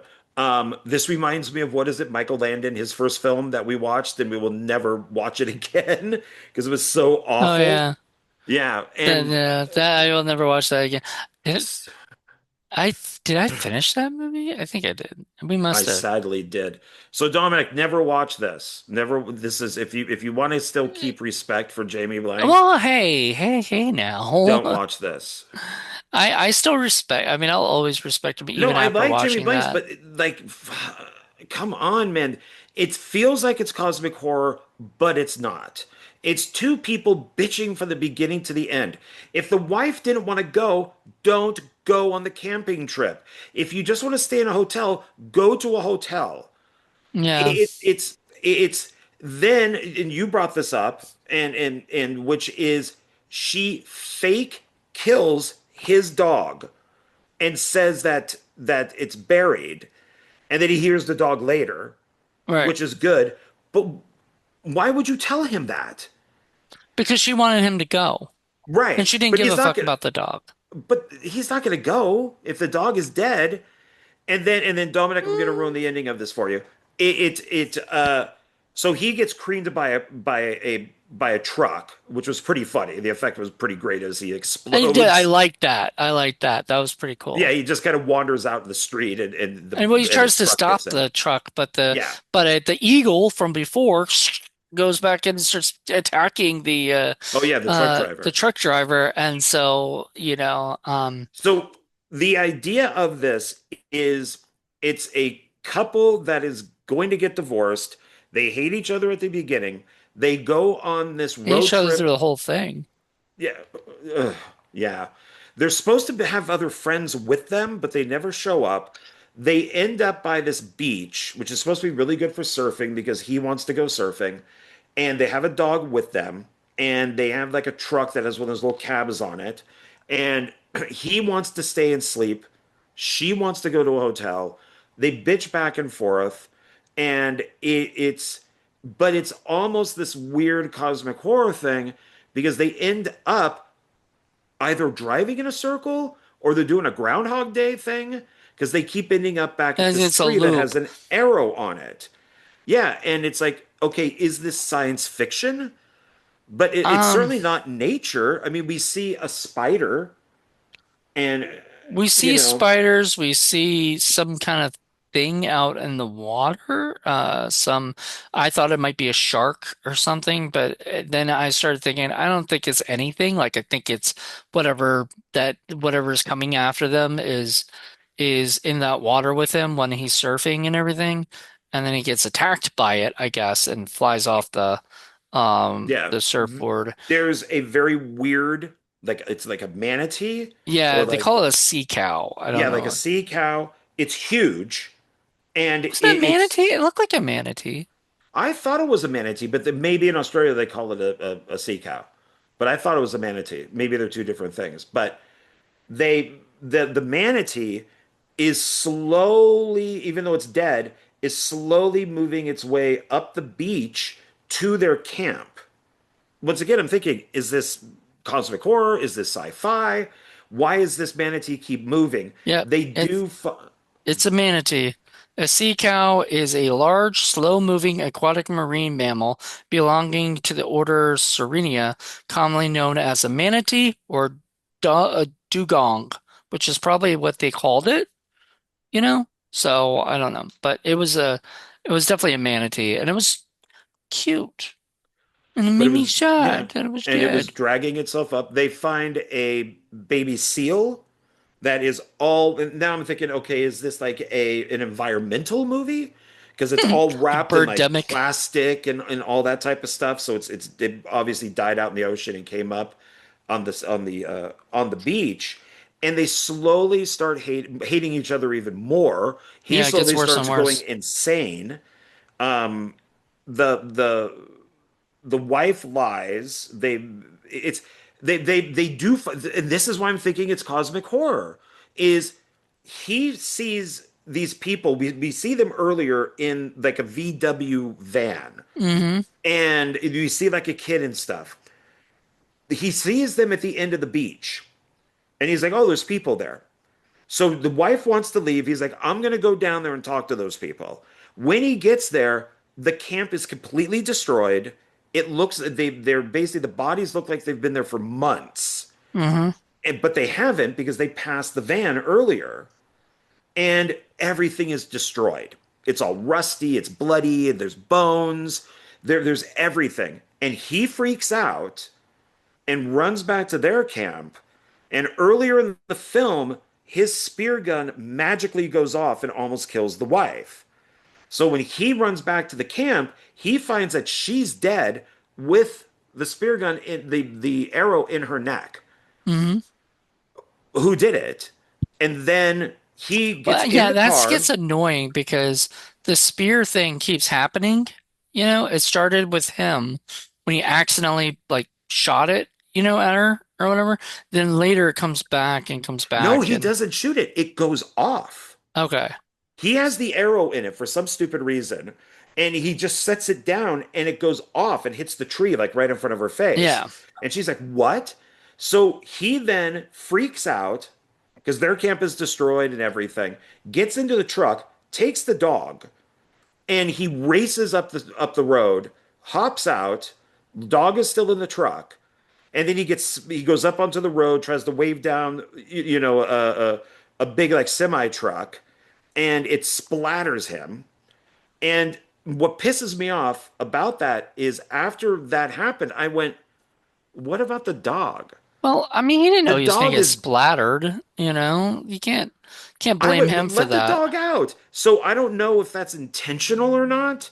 If like in the script the dog was intentionally left in there to make us do what we're doing right now, but the Get dog's mad, yeah. dead. The dog is dead unless they search everywhere. Like the truck driver calls cops and maybe they see the dog in the car and We then don't they ever or see the truck. that. That No, never, we don't. So as yeah. far as we know, the dog is dead. And that stuff bothers me. So as much as I would like to watch this again to maybe understand it better, I Is there don't know if I commentary on can. that disc? There's nothing. Nothing. Is It there is just commentary on Storm Warning? yes. So Storm Warning has commentary. Yeah, a trailer and teaser. That's it. So like each Wait, movie we want wait, we there's are no talking. commentary? Wait. You said there's only teaser and trailer. Oh no, no, I said commentary and trailer and teaser. So does it say who's on the commentary or no? It just says by the filmmakers. Okay. So it might be the writer too, which would be interesting to hear because maybe I will buy it at some point just to hear the commentary and stuff. Sometimes the commentary is better than the freaking movie.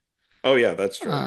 But Yeah, I was hoping for the birds, Jaws, we Grizzly. did get a little bit of the birds. We got the eagle, but that was just because they were messing with the egg and they were like, "Oh, I don't know if you can eat an eagle egg. Supposed to eat an eagle egg." I'm like, "You dick," and so that eagle's like waiting and then just attacks. Yeah, the, And the eagle's like, you're not putting my egg back in my nest, so I'm just gonna screw with you and just like, yeah, attacks him and but then the lady takes the egg and squashes it like after he'd already been attacked by that eagle. I'm like, that's just fucked up, Like it yeah, was fucked up to just talk about eating the egg. Honestly, all this stuff he deserved having happened to him because he's just a dick. both of them Both of them. deserved it. Yeah, I know, just it's horrible. yeah. Yeah, Dominic, man, I would be very curious to see, what you think about this because you're a Jamie Blanks fan. So I'm kind of I'm sad that you didn't see it, but then on the other hand, you're probably a better person for not watching it. So Yeah, Okay. but John made me watch it, so he didn't make you watch it. I don't know why he did that to me, but he was like, and then he was trying to tell me to watch Urban Legend and Valentine again. I totally did not well, I realize thought we this. were for this. Yeah, well, So I didn't. I thought we were just talking about them and stuff, not sort of doing more of a review of it, but mini review, I guess, because we didn't do our yeah. full-on 2-hour review of just one movie. So I Yeah. find it interesting and that his films go from, I think, really bad. I don't know what he was doing. Maybe if there was audio commentary and I understood it, maybe I might enjoy this because I do love Groundhog Day, film loops. I love cosmic horror. I love all of that. But you still have to have some sort of explanation. Um, so it goes from this, and if we're going backwards, then to a film that, is very kind of mixed. You like the beginning, I like the end. It's very bloody. Um, and then we get into, Valentine, where it didn't make a lot of money, so he went back to Australia. So you would think this would be his big movie. It's Warner Brothers. And then to the film that made him, Urban Legend, and then the short. So it's interesting that he rose, fell, and then just kind of stayed. And so I'm glad to own all of these, even though I'll never watch Nature's Grave again. But Okay, so the writer of it said this: a large slab of the script was omitted because of the difficulty of working with animals, right? I wrote an enormously complicated sequence for near the end where the animals give Peter a second chance. So they were going to give him a second chance to, I guess, prove himself, I guess. They want him to wise up, and he is at the point of doing so when he hears a truck in the distance. He dashes off to the highway. The animals decide there's no hope. Poetically, not politically, poetically, they leave it to another man to kill him. But that doesn't happen because remember the eagle distracts the guy, so they don't leave it up to the guy to kill him. They it's like force the the guy to kill him. it's like the Omen. Like Damien Omen 2 has the woman, her eyes were all scratched out Yeah. from the birds, and then she runs into the street, and the truck driver's distracted, and he runs her over. But that was done through the Omen. That was done through Damien. So yeah, maybe that's what a little bit what they were going for. I don't know. I Yeah. didn't get that, but that was just what he said. So I mean, I'm guessing there was um you know And it is short. It is only it's under 90. I think it is 88 according to the box. So maybe they just cut it down to the bare basics and they're just like, okay, let's just release it. the guy says this: I don't know, man. I don't get why they made this movie, but I don't got nothing against it. I do, but it's okay. Even watching it a few days after the original, it was pretty entertaining. But I'm the guy who kind of likes watching the Psycho remake, so what the fuck do I know? It's interesting Good to point. me to see two different sets of actors doing the same exact same shit. It shows how great the script is that it can be done with different people in a different style. Talking about the original and the remake, in an entirely different era and still work. The characters still work, the situation, because it's just two, a relationship, and maybe a lot of that has to, maybe a lot of it that's what it's about, really, is the relationship falling apart, you know?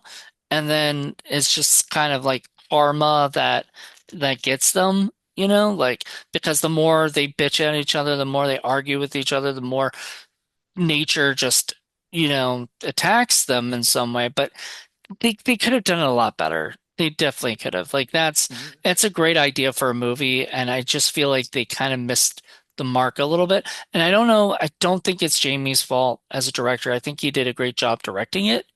The film Um, looks nice. It's got yes. a good score. It's edited. It's directed fine. If this is what they wanted from the actors, they got it. So Yeah. Exactly. So I can't really fully blame everything on Jamie at all. I kind of blame it on the writing, and I blame it on the Everett guy who wrote it, who unfortunately also is no longer with us. But because he's made better movies, he's so made. this could be a studio interference thing. Yeah, It wasn't with because the studio was Melbourne or something like it was, or Victoria or whatever. It was that wherever they filmed it, they got a grant from the government to film it. right. So, they were able to do both of those back to back. I feel like, they both Like came out like a, Screen Australia. yeah. The film that this reminded me of is a movie, Yellow Brick Road, if you've ever seen that. I've heard of it. Yeah, Bloody Disgusting. It's part of their collection. So they got like up in the corner it says like Bloody Disgusting. And it's a group of people that go out to find this town that's completely gone. And they're on a trail and they slowly go insane and start killing each other. That to me was much better than this. And it kind of has the same idea in a way. And there is a brutal death scene that I just haunted me for a while. It was just so out of nowhere because of this sound that comes up and starts, really messing with people. But there was reasons for things. They gave you reasons. Wasn't And there this, I don't think they gave you any. wasn't there a Ben Affleck why did I went that over that way? Um Ben Affleck rom-com with like Sandra Bullock that was about Mother Nature, like Oh, attacking forces of it's nature. yeah. I don't know how much Mother Nature is in it. I think she's the force of nature. I thought it was Mother Nature. Like, well, I mean, I thought it was like the idea that like the rain and other things were happening that was kind of fucking their really, Oh, their I've never thing seen up. it, so I don't know. I Yeah. take it I took it from the box cover that she's the wacky, crazy girl, and he's the pent up, stiff working guy, and like so many of those movies were, where she then has to put him into situations to make him less of a tight ass. So Forces of nature. A soon-to-be married man encounters an exciting stranger after his plane suffers an accident on takeoff. I think there's more to that, isn't there? Like, I think she's um, the force of nature. I think it Right. has some stuff to do with. Have you seen So that, Dominic? Oh, The Force of Nature? Forces of Nature. It's a Ben Affleck, Sandra Bullock movie. No, I don't think I have. If I did, it's probably been a long time and probably was scrolling through the channels. But yeah, I don't recall that movie. I don't Well, think Um, anybody recalls that movie. yeah. It says several catastrophic incidences later. So, like, I always viewed it as like Mother Nature, rain, and all these other things. And so, I like that kind of stuff. Because to me, um, we have craziness in the nature. Like if you go out and you do something mean to nature, it will like attack you. It's like an old Native American thing, where you can't disturb the ground or you're gonna, or the ground will disturb you, you know, yeah, kind of thing. And I, I wish that they had done more of that with this one, where other animals attacked, and as it seemed like it said, they had other animals attacking and doing stuff, but unfortunately because it was a lower budget, they couldn't afford to do a lot of that stuff. So they had to do with what they could, and that included a big ass manatee and sea. Was it the? It was a sea lion? Was it something like that? Oh, he Seal. said manatee. no? Wasn't there a seal you said? Seal in it Oh, too? there's like a baby seal. Yeah. Oh. And then yeah, so all this stuff. So it I was. think this is definitely studio meddling I because or don't think there's a distribution. studio involved though. Well, because I'm looking at the writer's credits, and he's got some good movies here. Harlequin, Road Games, Race for the Yankees. No, Does he's he a great ever? writer. He's got some really good stuff here. I think this is definitely interference. Oh, maybe. But So, apparently the other people have said the same thing about the other long weekend and stuff. So I think if they had more money, they could have made it better. If this was a studio thing, this is Hollywood making it. I think they would have had, which is interesting. I wonder if Hollywood could remake this, or whatever, and you know, get somebody like Yorgos, the guy who did like The Lobster and all those wacky movies and stuff to do this. That would be great because all the people, I think he would have a blast with the long weekend or long weekend, you know. So yeah, and when I look at like directors' careers, you know, I'm like, man, if they just could have stopped like at this movie, right? This movie was so good, this and that. Like, I feel like that's why in my case, like if I ever do make a feature film, like I would like to like either stop there and be like, yeah, I made something really good and everyone's responding to it really well. I don't want to, continue making movies and go down like a steep hill down Well, towards, I'm gonna be honest with you. It's usually more the exact opposite of what happens. Is Mhm. your first few films are gonna suck, you know? That's just, I mean, most people who are just learning how to make a feature film, their films that's why a lot more people make shorts, so they can suck on a smaller level, and then work their way up. Even Robert Rodriguez says you have 100 bad movies in you and you got to get them out as quickly as you can.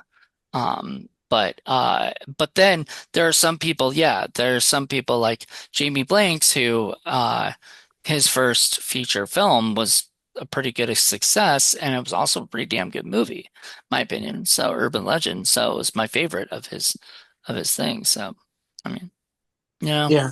I just look at it like as a way to like kind of like leave on like a positive note, mm, like I just wish like more um I wish like some directors just know they had something really good and they just leave it at that. Like, especially like I said in my case, if I had something really good, like I would leave it at that, you know. right. Um, but I understand why they keep going because they have the love and the passion for filmmaking, and they want to continue making films, and so do I, you know. But I just want to like tell something really good, and I don't, if something stops me, like if the studio says like, okay, you can't direct the next movie or whatever because your last movie bombed or whatever, um, then it's like, okay, well, I had a good run, I had a good shot, and I'd made some classics, hopefully, and everything's going well, and in terms of that, and just move on to bigger, better things, I guess. I'm kind of going on for a little tangent. No, it's fine. It's I good. I just wanted because like with Jamie Blanks, like it like when I learned the history of like Valentine and like now hearing about these movies and stuff, like I just feel like I want to continue make movies, Mm. but I don't want to get stale at it. You know what I'm saying? Like in terms of like people saying like it's trashy or whatever. Yeah. Well, John, what are your thoughts? Um, I think if you're interested in a filmmaker, it's always best to kind of maybe check out their whole filmography. Hmm. So even though we're saying that these two movies aren't great, Dominic, you may want to check them out just to kind You of may think show how. differently than we do. I Yeah, I mean, you mean, may Okay. like he's it. going from making a huge Hollywood movie that's a hit to this bizarre film that makes no sense at all. But it's interesting to watch it. I can say that I saw these. Some of them I'll watch again, some I won't.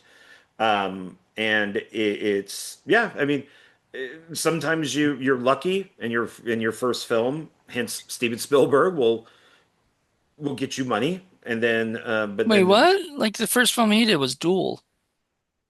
well, that was a TV movie. Okay, the first other one was what, It was like the color, Sugarland Express. Sugarland Express, then Color He Purple. did a short, Amblin, which is where the Mm. studio came from, but then he directed also television. So he did a lot of TV stuff. But Sugarland Express did well enough for Universal to then bring him on, to do stuff like Duel, which then got him Jaws. So Spielberg had a very, quick career.